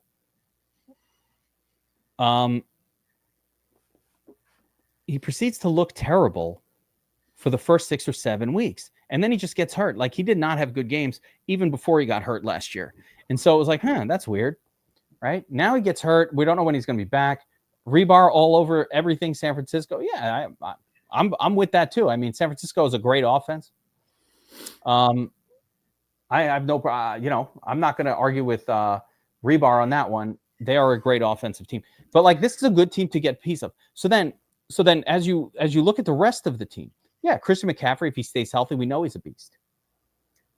George Kittle, always very good. Had probably his best year ever last year. Elevated. Juwan Jennings, 6-year player in the league, never did anything until like a 4-game stretch or 5-game stretch last year where he kind of becomes the WR1. But here's my take on Pearsall is he's a first-round. People forgot. He's a first-round draft pick. Not a second. First-round pick as far as I recall. I could be wrong. Hit me in the comments. If I'm wrong, let me know. But my recollection is, I'm pretty sure, because I talk a lot on these things, he's a first-round pick. And we said after he was taken, listen, this guy needs some space cleared on this team. And I figured that Debo or Ayuk were going to get traded. There was this whole talk last year before he got signed that Ayuk was going to get traded. Are we full? Nope. We're still waiting for a couple spots, guys. If it takes a minute or 3, I'll hop in, but I'll sit for now. Yeah, let's see if we can get a couple more in there. If not, you jump in. I think what we had was a bunch of people jump in the previous one. Yeah, because I fucked our whole thing by not getting in there. But back to, so he's a first-round pick. And we got Juwan Jennings, who's not even a noteworthy draft pick guy. He's just a guy who's been on the team for a few years who really did nothing up until last year. And we've got a possibly injured Brandon Ayuk. The 49ers run an offense that really only targets, that they only use main players. Like the way that the 49ers offense works, or at least has worked up until now, the third wide receiver is ignored. So it was always Ayuk and Debo Samuel, and then the tight end and Christian McCaffrey getting 90% of the work. So they have 3 wide receivers right now, but really only 2 of them tend to get the work. Who are the 2 going to be? So I think the value is probably Pearsall. He's the talented guy. I think Ayuk might be the fool's gold. And then Juwan Jennings will still kind of do his thing and be good. That's how I have it broken down. But yes, I would agree. The offense as a whole is something that we want to have a piece of. So we're waiting for the last 2 spots to fill here. Come on, chat. 2 more of you jump in. Let's fill this thing up. We're going to have Sean jump in, and then he can't give me his takes because he'll be drafting his own team against mine. By the way, in the first round, so when we're in this together, what happens is the first round, top half advance, and then everybody's just scattered. Mm-hmm. I don't understand how they pick your opponent. I was wondering if it's just completely randomized or not, but it seems like that would probably be the easiest way. I think they should not do the head-to-head at all. I think it should be top half, bottom half every week. Because the whole head-to-head thing seems ripe for just like bad luck of the draw. Yeah, you could definitely get screwed, but you can also, pass teams that would fail. Right? You get what you're saying, like you get past week 2 because your team was shit, but they gave you an opponent who was even shittier. Mm-hmm. You could luck box in there. There's a little bit of chaos involved. Guys, fill up these last 2 spots. This is starting to be embarrassing. I'll get in there. All right, get in there, Sean. We gotta fill this thing. I haven't eaten lunch. We talked about steak before. Now I'm like, skirt steak. I'll get in there and then I'll just go over the end. No, we could talk it through as long as I don't mind. As long as that last one was just too crazy with every single spot being in the chat. I didn't want to talk about picks. And I'm Majestic Otter in here. It's my Xbox gamer tag. That's what I'm doing. What's your name in here? Majestic Otter. There we go. That sounds like Otter's my favorite animal. Oh, did you come up with that name, or was it just assigned to you? Those are the kind of assigned names. I came up with it. In game. Oh, you came up with it?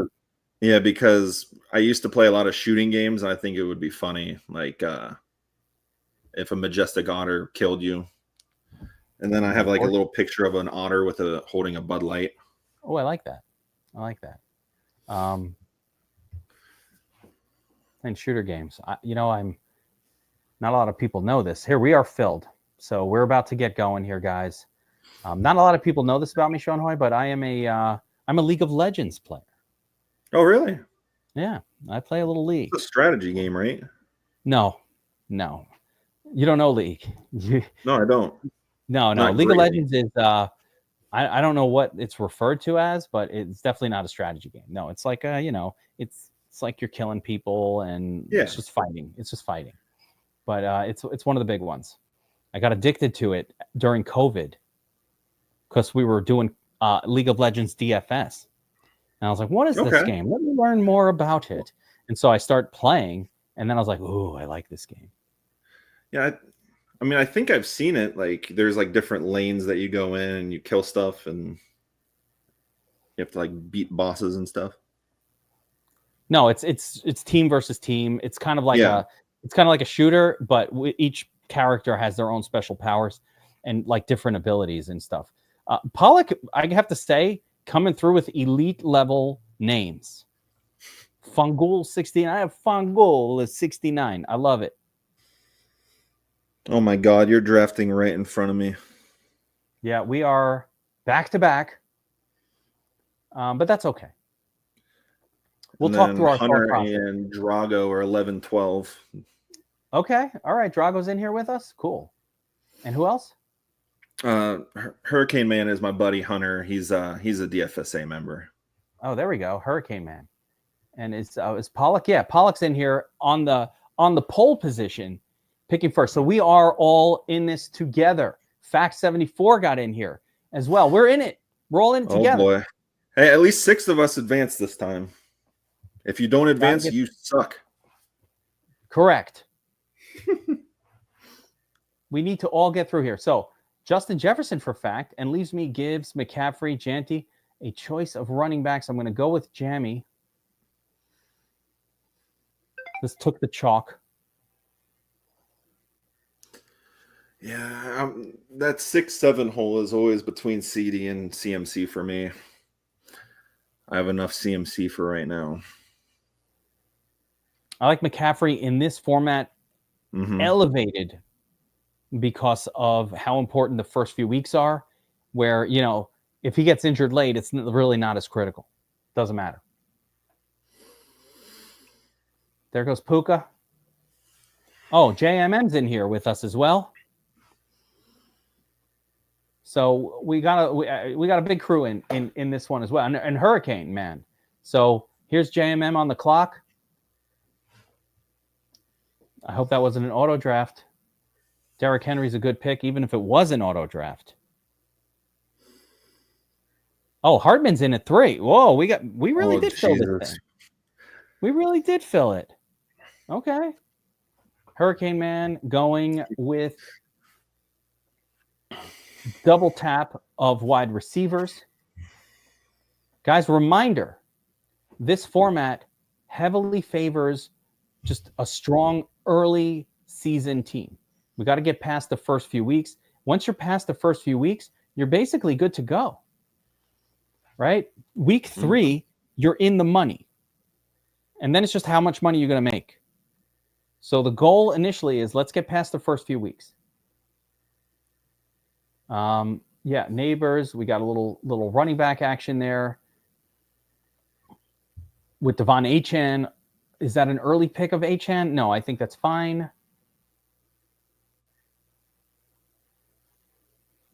How do you do, Sean, as far as like wide receiver? What's your feeling? I mean, running back. quarterback. What's your feeling as far as like the QB position in the Eliminator format? Do you feel like, hey, this is one where I want to kind of grab an early one? McConkey. In general, like I'm a big ADP dude, and I only grab an early one if they fall like a little bit. Like I have in my slows, I have some Hurts and some Burrow because they fell like almost an entire round. So I was just like, I'll just take the value. But there's so many good, like, this is why I tell people, like, I could just be wrong because I don't know ball like you guys do a little bit, but a lot of these quarterbacks are very similar. Unless like there's a complete shit situation like the Browns or the Colts or something. Like a lot of these guys are passable. Like even Sam Darnold late, Geno late. I like Fields, Fields, Kyler, rushing upside guys. Like they're all fine. Baker. Yeah, that's a classic. That's a classic sort of approach to NFL DFS in general. The thought that outside of a couple, I would say outside of the elite tier, like the 25 point a game guys like Lamar, Josh Allen, you have some guys who are specifically high scoring quarterbacks. After that, they all kind of put up around 20 or 19. Even the shitty ones are getting you 18 or 17. And if you get enough shitty quarterbacks, one of them is usually doing some work. All right, here we go. I'm up on my third pick. I've got 2 running backs on the squad already. And let's go for number 3. Bam. Yeah, I usually like running backs early on underdog. Recently, I've been getting kind of screwed because I think the first 6 or 7 picks are where you want to be. I think if you get unlucky and you get 8 through 12, you're kind of a little bit behind. Because I think the 2-3 turn and the 4th round, like the early 4th round, like there's some legit players still, like especially at wide receiver. Definitely.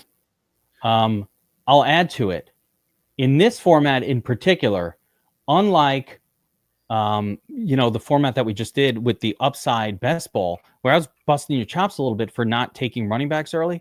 But the reality is that format gives you a little bit of time to allow for an injury and to start slow and make your comeback with some late season surges from the Bucky Irvings, the Kyron Williams, those late picks that surge. This format, if you ain't scoring in week 1, it doesn't matter. You're already gone. Yep. Bye. I say that, and then I have 3 receivers right now. But what are you doing? In general, I've been out of the first 5 rounds usually getting 3 running backs. Yeah, well, I'm just taking a little bit of a mix because if you're doing this tournament at scale, like I'm trying to, you want to like have some sprinkles everywhere. Yeah. But no time here to wait for backups or injury fill-ins to make their way up into starting contention. Do as he says, not as he does, says Hartman. That's fair. That's you know what? I'd say that for a lot of things I say. Do as I say, not as I do. Who got Devontae? Yeah, I love Ivan Drago. I can't ever get any of my favorites to fall to me as a gift in these drafts with all you guys in here. It's like you already know. You already know. That's the thing. You're doing a lot of like almost all of these, as far as I know, live. Your competition is going to be a little bit stiffer than like me, entering a lot of this nonsense like on my own. It's not helpful when my competition is literally like, paying attention to my takes. I'm not saying they need to or any of that. I'm just saying, they're at least somewhat aware of my takes, and that doesn't help the upside here. They're aware of your takes, and they are smarter than the average drafter as well. Yeah. So, all it means is that my personal sort of heavier leans don't tend to fall to me as like a gift a round later or half a round later in these combo ones. And it actually messes me up a little bit for when I do these drafts without everybody in the chat together, because then I'm like grabbing Wandale 2 rounds too early, or Javante or whoever it is, grabbing a little too soon because I'm thinking that keeps happening. Yeah, by the way, Pollock, I didn't even think about the Puka injury likelihood, which does happen a lot for Puka, and then Devontae becomes the absolute guy who wins you your league. Like, that is something that is going to happen. It's just so likely. It's so likely. Just keep drafting Devontae. And then I'll just add to that and say, because I don't want him because I have too much of him, but super late you can just grab a 2-2. Little 2-2 Atwell. Yeah. It's not bad. The Puka injury, I forgot about it. Honestly, I'm glad that you just mentioned that, because Pollock, I forgot about that. I call him Pollock because I don't want to say Pollock, because I feel like that's almost slurry to say. But if I say Pollock, I feel like that's fine to say. But if I say Pollock, it sounds like I'm saying like a slur. But if you call yourself that, these are the dilemmas, Sean. You don't even know what goes through your head when you have to read this. You gotta say the names of people in the chat. You're like, wait a second. Half of the names are offensive. So what do you do? Like Dixon Cider? Yeah, I was gonna say Dixon Cider. Does he know what that name implies? 100%. He knows. 100%. I mean, what are the chances that his name is Dixon? I feel like that's not his name. That might not be. Oh my God, what do I do here? Pressure's on. Zay Flowers, just a emergency pick right there. Just pressure. Well, it's another part of my article is scattering your bye weeks, even though you want to make it to week 4, make your money back, and then keep progressing. If you, especially these earlier rounds, if you have 2 or 3 of the same bye week, you're pretty much dead, in my opinion. It can just happen. You'd have to get very lucky. I had that happen with 2 of my running backs in one of my early ones. Mm-hmm. It wasn't an early buy, but even in week 8 or 9 or whatever it was like, oh shit, my first and second round running back. And then you need to have 2 actual starters filling in, or you're not going to make it past that week, unless you get lucky and they match you up with someone who has even more bye weeks. Or your guy or your tight end somehow just smash. Yeah, this and your boy Ray. I was watching. I watched these. He's 100% right about the touchdown equity, where like I do want to get some McBride and some Brock in here, but in general, like with it being half point PPR, if a good tight end performance happens and he doesn't catch a touchdown, like eight catches, 80 yards, DraftKings, that's 16 points. That's nice. But if Brock Bowers is doing that, that goes down to 12 points. And then like someone random as hell catches a touchdown, they're right there. You can find like a Hunter Henry tight end in the last of rounds that's going to get you a touchdown every second or third week. And if you put 3 of those together and you could just get their weeks right, you don't need.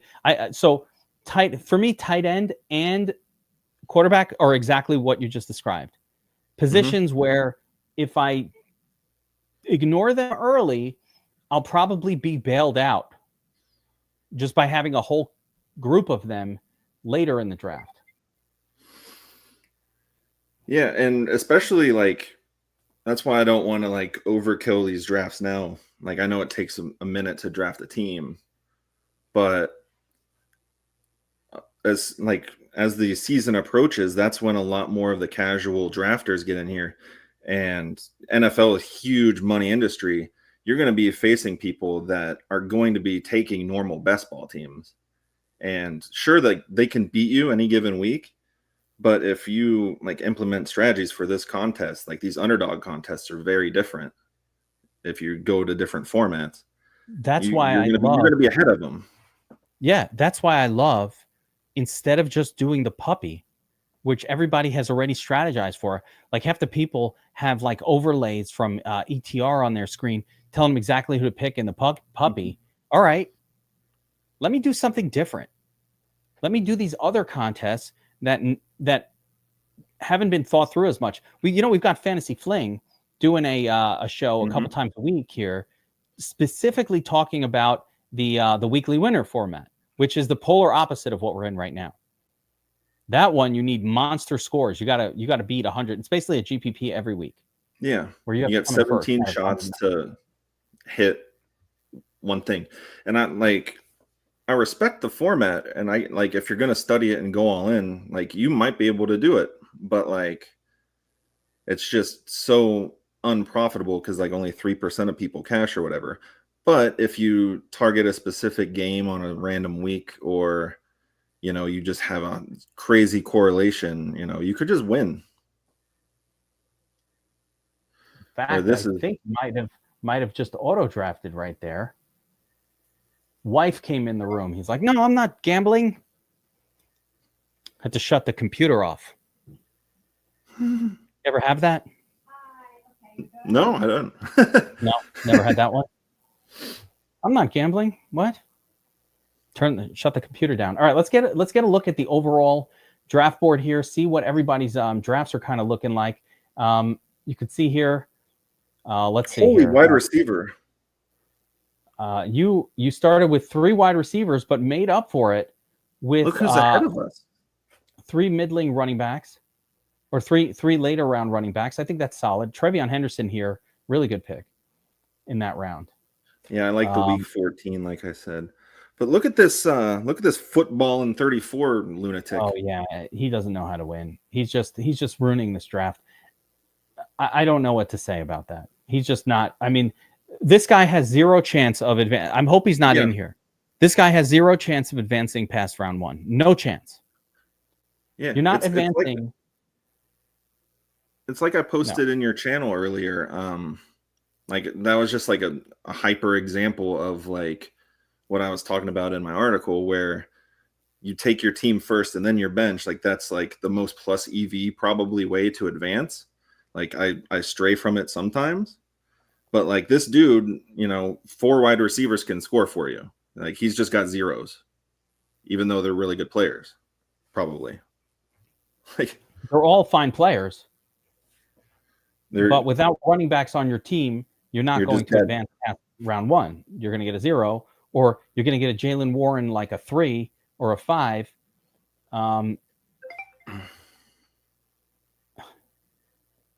Najee Harris not getting you anything, so he basically, is doing a throwback to the 2024 Steelers here. I don't get that at all. Rich, watch out with Chris Godwin. Injured players might not start week 1, and then you're gone. Yeah, he probably thought it was a BBM. This is what you were just talking about. These guys are not bringing the strategy that's appropriate for this contest. It's exactly what we were saying, and it's gonna be, have a big microscope on it the closer we get, because they're gonna see the $200,000. They're gonna see 50-50s head-to-heads, and they're just gonna think they're better than everyone. Yeah, I think. What is going on here with my phone? Jesus Christ. It's like ringing nonstop. Do these people not know I'm working?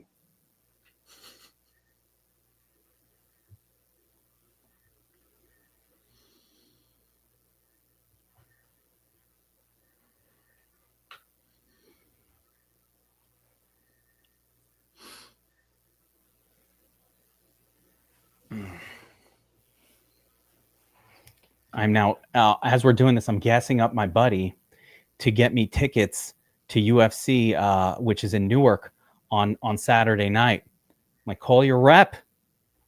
DraftKings don't give me no respect anymore. I don't get tickets. They say I take too much money from them. They're like, you can still play here, but you're taking too much money. I haven't been like to that region. Is it like tough traffic to get through there? I'm assuming you just cruise down a highway. Like it's pretty, you mean like Newark, just getting to Newark. Yeah, from where you are. I know it's pretty densely populated. Yeah, no, it's no issue at all. on a Saturday evening, Newark happens to be only maybe an hour and 10 minutes from where I live, with no traffic, but it's not an issue. That's cool. Yeah, it's a comfortable. Listen, even if it was an issue, a UFC is like a 6+ hour thing, and when you're in there, like when you're not sitting with the plebs, when you're up in the fancy seats, in the in the booth or whatever, with the like in the suite with the food and the whole thing. Oh, dude, I can just picture you up in the box right now with a monocle and a blue moon, hammering out $1,000 bets. Yep. Yeah, live bets in game. You're ahead of them. I was sitting in there like, guys, I just made more money than this booth costs on that last bet because you guys are too slow to move them. I was actually betting with the DraftKings reps. They're like, dude, who we betting? And they were literally. I'm like, don't you work for the company? Are you allowed to bet? And they're like, yeah, I don't give a shit. And so we're just betting. They're just failing my bets in the suite the last time we went. I will tell you this, for people who don't go to the suite, like who don't get those kind of invites, you're not missing that much. Like the food is generally less good than what you would think it would be. Like it's not spectacular food. It's okay food, and it depends on which stadium you go to. But like the food is like not that great in the suites. But there's booze, endless booze. They usually, if you go with DraftKings, they usually get a celebrity to come hang out for a little while. It's like a UFC fighter will just show up and be like, "Hey, I'm hanging out." It's like I don't know if you watch UFC, but like they'll just be like a guy who you recognize that's just in the booth. Oh, like, yeah. "What are you doing here?" They don't look like normal people. Like, they get paid. Dude with tats and a cauliflower ear that is being all polite. I probably don't want to fuck with him. Yeah, well, fuck with them. No, I love these guys. Like I love them. What do you mean? I'm not fucking with them. I'm just saying you could point them out. Yeah, no, I mean I love those guys, right? I like that part of it. I'm trying to remember who was there. What the fuck was his name? Jamal. Jamal. I think I know who you're talking about. He was the champion for a minute. Jamal Hill, I believe the name. Yeah. That makes sense, because I actually played the video game a little bit. I make a crazy ass character. Yeah, I made a green guy. Let's get another tight end going. Get those touchdowns.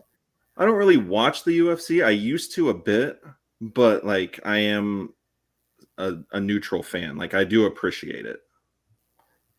UFC for me, it's far and away my favorite. He was a light heavyweight champ. For number 2 to NFL, of course, NFL is my first love. But you want to hear something? You want to hear an interesting factoid? I watched the first ever UFC on pay-per-view. UFC 1, 1992. I was so excited. I was a WWF wrestling super fan at that time. And when I say super fan, I mean like going to the shows and watching, I would like go to Hulk Hogan, Madison Square Garden. I'd be at Madison Square Garden for that. I would be there. I was a super fan. And UFC was the first time where you could actually see like the reality of what like actual mano a mano combat looked like. And it looked really different from WWF. Like I was like, oh yeah, okay. In case you weren't sure that they're just acting and putting on a show for WWF, this proves it. No one was bouncing off of any ropes. None of that. No one was climbing something and jumping down, although a little bit of that. But yeah, I watched the first ever one. I loved it, and I was hooked. But they took it away. After the first few, UFC kind of disappeared for a long time, and then it just reappeared years later. All right, so I've got 1 quarterback, 4 running back, 4 wide receiver. Oh, no. 1 quarterback, 4 running back, 3 wide receiver, 2 tight end. Probably shouldn't have taken a tight end there. We need more wide receiver talent on this team. Oh, you got in there when I got the death wheel? Nice. The Eliminator.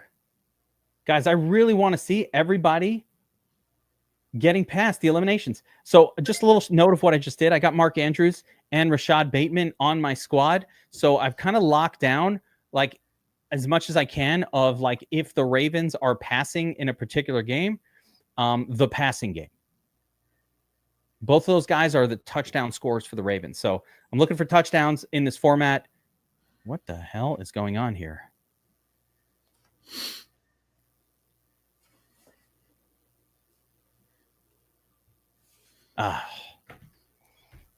Got rejected on the tickets. Damn. Bummer. Yeah, that sucked.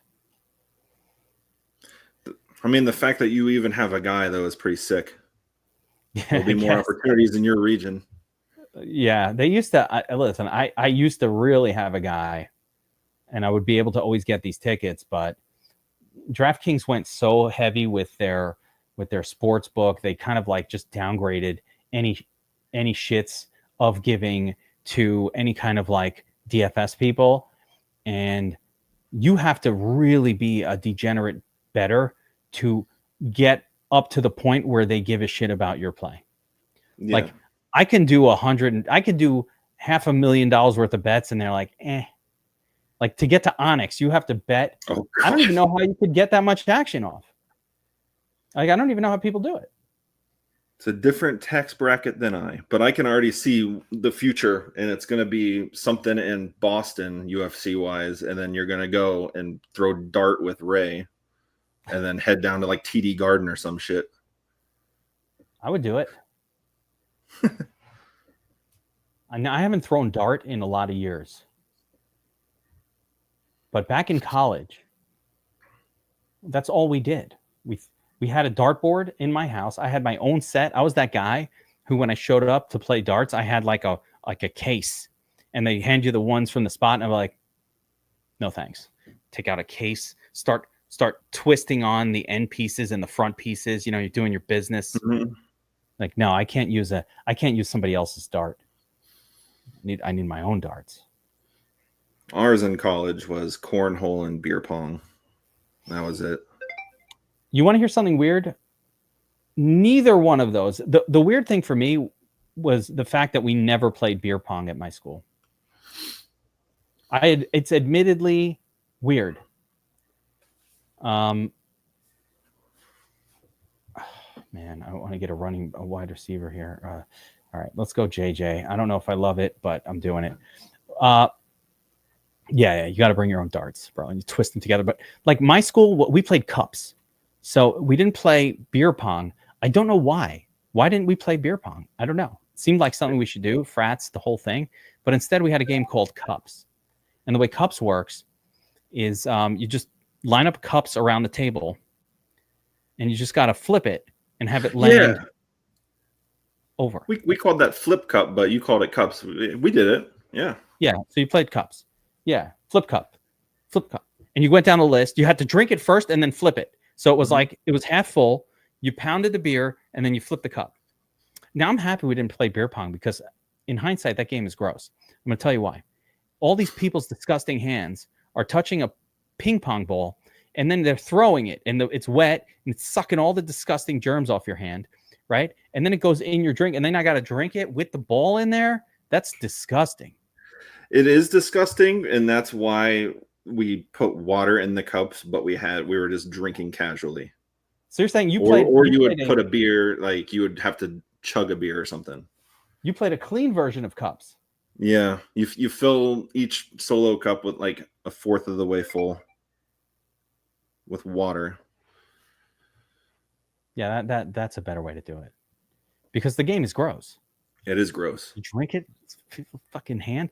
Like, and you couldn't do that in college. You couldn't tell your friends like you're disgusting and your hand germs. I don't want it anywhere near my. We were, we'd pass the joint. You know what I mean? There wasn't germs were shared a lot in college, but that took it too far. Like strangers, who the hell knows where their hand's been? All I know is that hand hasn't been washed in hours because they're at a party. There's not washing your hands. It's gross. Oh, they're doing gross shit. College kids are gross. It's disgusting. I don't know if I was thinking about that back then when I was wasted. Play some cups with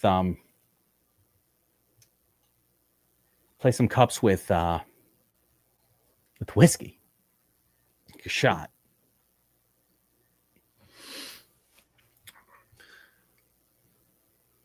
But yeah, it seemed like that was just one thing like everybody played. And we didn't have cornhole either. I don't know why. We didn't have outdoor space for anything like that. It's cold where I live. Where are you from, Sean Hoy? I'm from Central Ohio. That's where I am right now. Like Ohio. 45 minutes out. Yeah, close to Burns. Never met him. Need to meet him. Went to college in West Virginia. Played D2 baseball out there at Davis and Elkins College. So it was a small school. So yeah, partying for sure, especially on a baseball team. You know who was on like Ohio State playing baseball? I have to think about this. Like recently? No. Our guy. Oh, I don't know. Burns. Burns was? Yeah, Burns played. I knew he was a catcher. He said he was like I don't want to like make him seem like he was steaming his own bags, but he said he was pretty damn good, and that makes sense. Burns was a no joke baseball player. Went to Ohio State. That I should have gotten that. Yeah, because I knew he went to Ohio State, and I think he's from around where you're from. I wouldn't call it. Yes, he's from like the Buffalo part. Yeah. I'm downstate New York. We don't even consider Buffalo part of New York down here. We're like Midwest. I think Canada. Yeah, it's Midwest. We call it Midwest around here. Like Ohio and Buffalo are much more similar than Buffalo and like New York City, Midwest. But Burns was a baseball player in out there in Ohio system. I should have gotten that right. I cowered in the spotlight, as they say. I thought I was teeing up an easy one for you. You were. I suck. Just knowledge of the DFS Army staff. We have to have trivia for that. We'll do a little trivia on the Army staff. So we are. Let's see here. We're a good way through this draft, guys, and Fungul 69. I mean, it's a lot of people once again, all part of all in the stream here. I'm coming up on my pick, so I got to prep for it, but we'll go through and take a look at everybody's team. But understanding that the format here in the Eliminator is it's all about just getting past the week, right? So you want to have a strong early season team. You want to kind of lean a little bit less on, injuries that happen late and just have guys who are putting up numbers on a week over week basis. Less concerned about longevity here, more concerned about 1 week upside. Certainly, correlation, not relevant. So I just grabbed Zach Ertz because older guy, but he's strong in the early weeks. Yeah, I'm for it. And like I said, I could be wrong, but I like the Bowers and like the top tight ends. But if you have like, even with 18 roster spots compared to DraftKings 20, if you have 3 darts, you have a higher likelihood of getting a touchdown, which is usually all you need, or just like some random decent game. We are just looking for touchdown upside players at this point. Now, for me, and the way I set up my team, I'm definitely soft at the wide receiver group. I still only have 4 wide receivers. I already got 3 tight ends, all the quarterbacks. That might come back to haunt me. Probably will. I definitely need help at wide receiver here.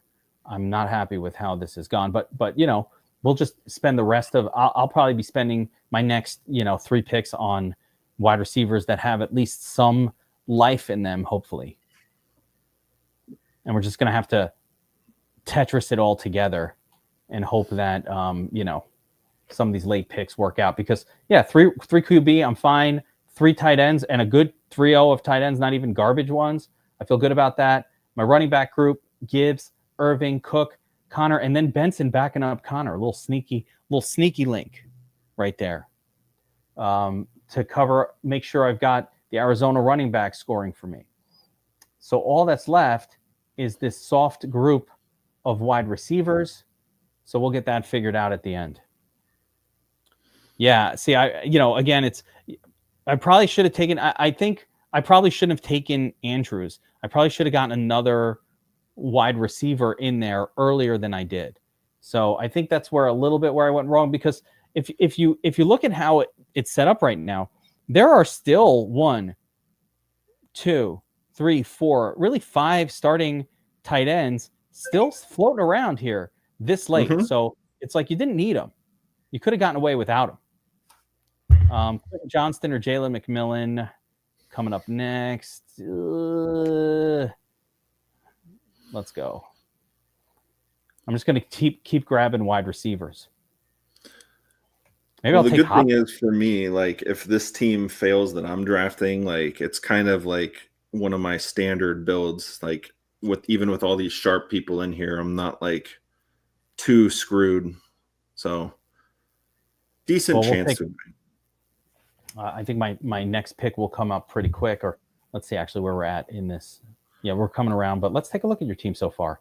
You're the otter, right? So you started off with the 3. Again, wide receiver heavy, 4 out of the first 6. Then Kamara and Trevion. Brian Robinson Jr., though, kind of makes up for it. Solid QBs in Dak and Mayfield. Another upside wide receiver in there. So again, I mean, if I'm looking at your draft, it's just like I wish you probably had one more running back that was a little stronger to help carry you through. I agree. I'm an RB guy, I think. I keep seeing lineup. You know, as soon as you don't have 3 running backs in the first 6, I'm already like, no. No, I got most of my teams. I have in the first 5 or 6 rounds at least 3. So I'm just differentiating a little bit. But I should have known with all the Sharpies in here, we were going to be drafting some running back. Yeah. Because these people know what they're doing. This format, who is Jay Hunter? Fact 74 just busting out with a player that I'm not familiar with. That's a first. Wait a second. Jarquez. Oh, Jarquez. Yeah. Okay. So that's like the RB3.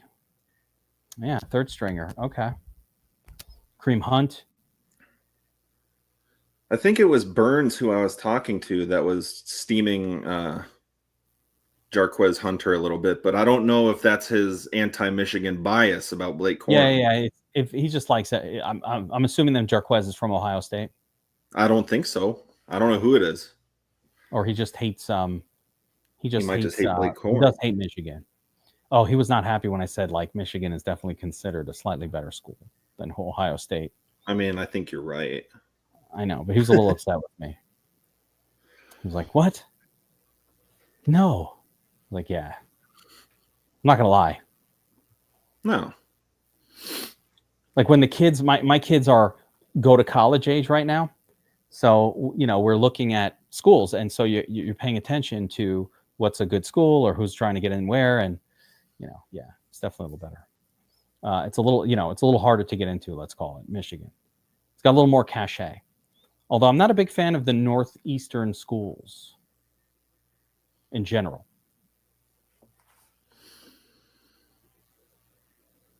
Oh man, tight end dried up quick. That is not what I was banking on, but it's still fine. Let's see the tight end group. Yeah, it's gone. It's gone. The starters gone. We are in round 18. So this is the last round. Yeah, tight ends are gone. There's Tutu, Keenan Allen. You got your upside kind of crazy shots with Westbrook, Akine left. Every other position group is pretty toast. I've got to focus on wide receiver here. I'm going to go with I was going to go with Calvin Austin. Like, what did you just? Oh, sorry. I didn't. They took my tight ends, man. I'm sorry. That was crazy. All right, let's go Coker in here. He plays a little bit. I just need bodies. I went with my standard 2-7-7-2, but I would have liked to have, like, typically, since I usually do go RB early, I usually go with 6 RBs and 3 tight ends, but didn't fall that way this time. I don't know why you're switching it up when we're on the air. This is when you want to put your best foot Yeah. forward. All right. Well, So we're in the last round here. We're going to do a quick review. I see Fungul's in here, Fact 74, myself, you. And as far as I can tell, we got Marion John in here, Ivan Drago, and Hurricane Man. So again, another very chat heavy draft, which by the way is awesome. yeah, I mean, this has been fun. Let's see if I can find that draft, because they just kicked me out of the channel and now I don't know how to get back to it. Let's see if no, this is not the one. Let me look for no, that's not it. No, so this is the one we just did. Full draft. Okay, let's go back to it. We'll do a quick review here and then we'll wrap it up for the show. Fungul on the poll, the poll sitter. Jamar Chase over Barkley. Not my decision. I wouldn't have done that, but acceptable. Double running backs: Kyron, Brees Hall, Jamo Williams, Joe Burrow, Tajee Spears, Caleb. So good group of running backs, but skips Barkley. I think you take Barkley. Wide receiver group a little soft here after actually Chase and Jamo, and then a long wait, and we got Marvin Jones, Mims Jr., Tillman, Wilson, Pierce. So I don't know what to make of that. Two decent wide receivers and then a bunch of ne'er-do-wells. That's fine. Bonus running back here. 4 running backs that are starters. I mean, it's pretty well-rounded. Hunter Henry, Kate Otten, and David Njoku, trio at tight end. Got Richardson, Shook, Burrow in there. I like the Richardson pick in this format as well. Even if he gets hurt, we don't care. We just need the scoring for week 1. So Fungul, nice draft right there. I would have taken Barkley just straight up first, number 1 overall. I would have felt better about it. And then maybe you could have grabbed wide receivers with some of these picks. So let me just show you how it goes different. You take Barkley, you get Kyron and Brees Hall, and then you don't need to take Tajee Spears here. You don't need this. That's a reach on Spears anyway, but you don't need this.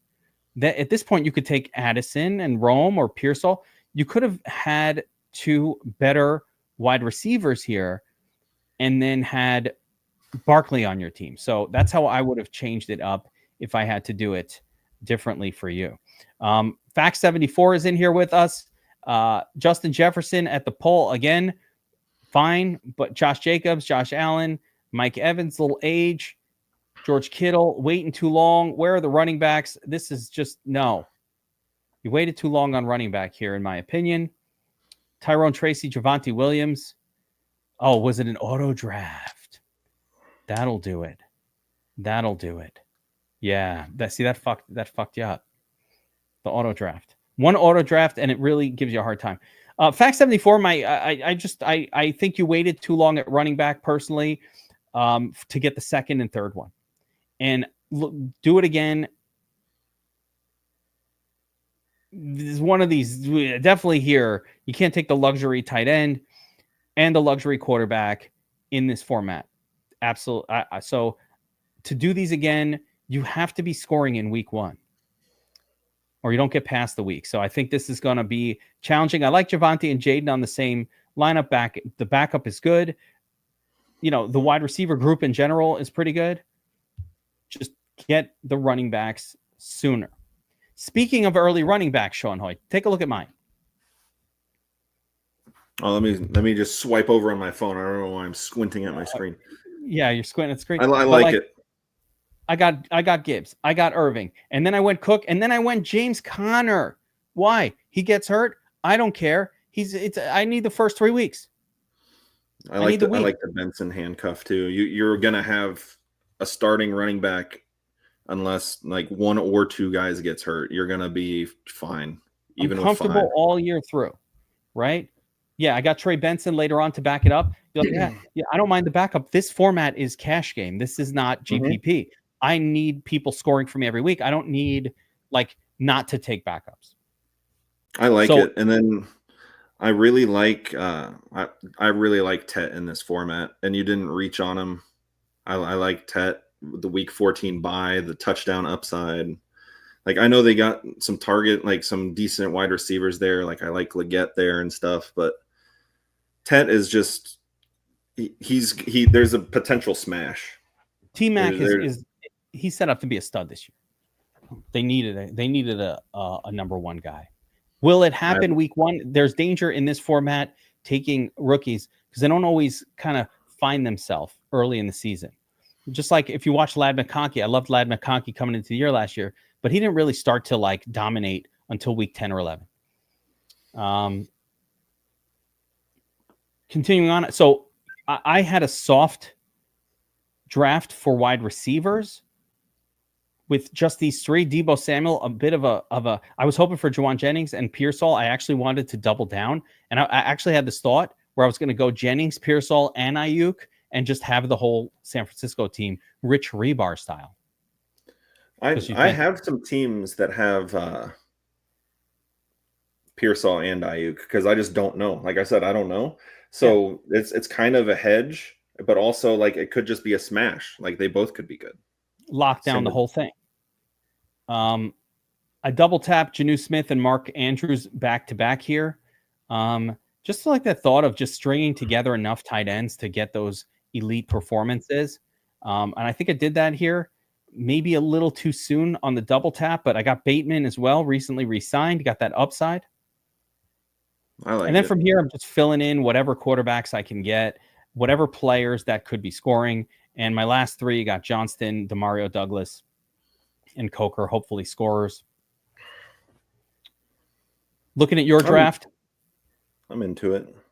What were you thinking by waiting on running back a second draft in a row that we've done on this stream? So this one at like the 6 or 7 spot, like I've been getting a lot of CMC, so I just wanted some CD. That's just kind of since I'm like doing these at scale, but I think both are fine. Like in general, I think I prefer CMC, especially in this format. But I went CD, and then I was steaming Kamara's bags a little bit because I still think like he has a good bit of upside. Like I think I do have 3 starting running backs. They're just not like the Kyron's Chase Browns that I usually I'm nabbing up there in the 2nd, 3rd round. But I think the trio that you got is an acceptable weight on running back trio. And I handcuffed with Eckler too, which is kind of gross, but I don't mind the handcuffing. This format, handcuffing seems appropriate. Mm-hmm. I don't mind it. I handcuffed, so yeah, I think it's appropriate. Get Zay Flowers in there. Zay Flowers up and down, but when he's up, he's helping your team. Must be Michigan. Welcome to the show. Like and subscribe to the channel. We're doing these Monday, Wednesday, and Friday at noon. Just drafting together, and we're talking through. This is the draft itself. I don't know what people enjoy more, but I think talking through the draft and then seeing. For me, I like looking through it, seeing where I think I went wrong because I'm doing another one. So it's not like. Let me tell you the difference here, Sean. In my fantasy football analysis world, a lot of times people show me their season-long team that they just drafted against their buddies and critique my team. I don't want to shit on anybody's team. That's your team for the season. Like, I hate that. I hate saying anything bad about it because, like, why am I going to piss in your Cheerios? You're just like annoyed. Then you hate me, right? So, like, Kevin, don't do that. I don't want to do that. Why? So people think I'm an asshole? I'm not trying to be an asshole. But in these, if we critique it for ourselves as well, and you think through, oh, wow, had I just done this and look what would have been. So because I'm drafting another one later today. So like, okay, let me adjust what I did here. And that's another way. Yeah, you could use it as your mock draft. That's a lot of what I use these for. Like I'll just draft lots of these $3 and $10 ones. But the whole idea is I'm going to draft another one. So critique me so I can maybe, and it's not like I don't want to make too many judgments on the player. It's really for me a lot more about like the position itself, and maybe I should have had extra running backs here, or if I skipped one, what was the end result? Like this Tajay Spears pick where it like sent Fungal's whole draft into like a spiral of trying to make up for it. So back to we're talking your draft right now, I believe, right? So after the initial strong start at wide receiver 4 and 3, We get our first quarterback, Shaheed, big-time upside guy. Dak Prescott, I like Dak. Tyler Warren and Tucker Kraft, also lots of upside there. That's good. I Braylon went Allen. with Baker, he can score, but I don't have him correlated. He's kind of like a floor dude for me. And then I have that Dak to CD to try to carry this nonsense. Completed the stack. I think this is a good team. Warren, I think, is the best of the rookie tight ends this year and could make an impact right away. Tucker Kraft has been solid as well, and probably improving. These young tight ends who show promise the first couple of years, they just keep getting better.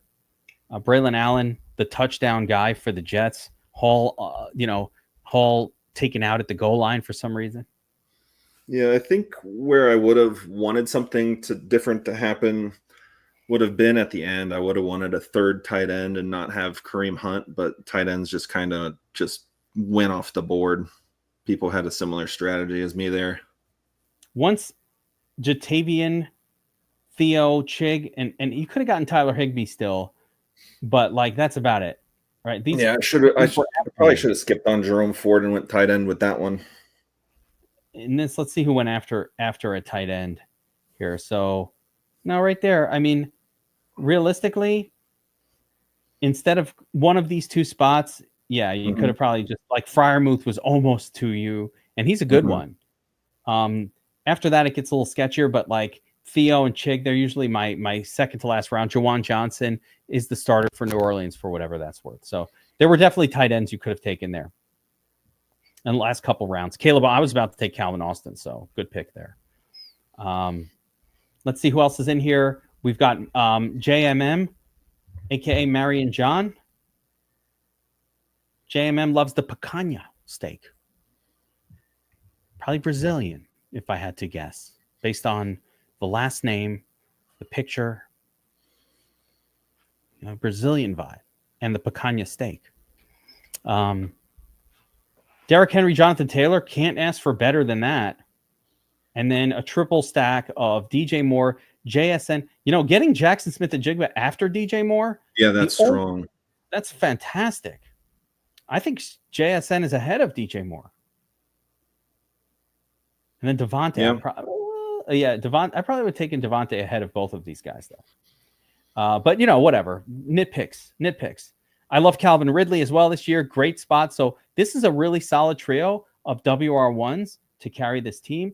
DeAndre Swift starting, going to be the prime starter for Chicago week 1. Fine by me. You got Steffi Diggs in there. WR1 for the Patriots, going too far because people think he partied with hose and pink freaking super dust. Whatever. Well, I got to run here. So actually I have a meeting coming up here in 3 minutes. So I got to shut it down. You know what, guys? I apologize, but good draft, everybody. I have to shut it down. That's fine. I got a meeting in a minute. I set something up for 2:30. It is 2:27 Eastern time. So actually, I'm going to shut it down there. But good draft, everybody. I apologize, Ivan and Hurricane Man. We'll get to you guys next time for the critique. Hopefully, this was fun. Sean Hoy, thanks for hanging out. Yep. Thanks for hanging out. Fax, Pollock, everybody in the chat, all you maniacs, JMM, Ray. Sounds like your steak and pool has to wait a little bit, but it'll be worth it. Yeah, I can't even do that. I got another meeting. So great stuff, everybody. We will be back on Monday at noon for another Draft-a-Palooza. The Palooza goes on all summer long. Although I might, I need a pool day too, but we'll do that on Tuesdays and Thursdays. Fuck it. Right. All right. Thanks for hanging out, everybody. We'll see you next time. Deuces. See ya.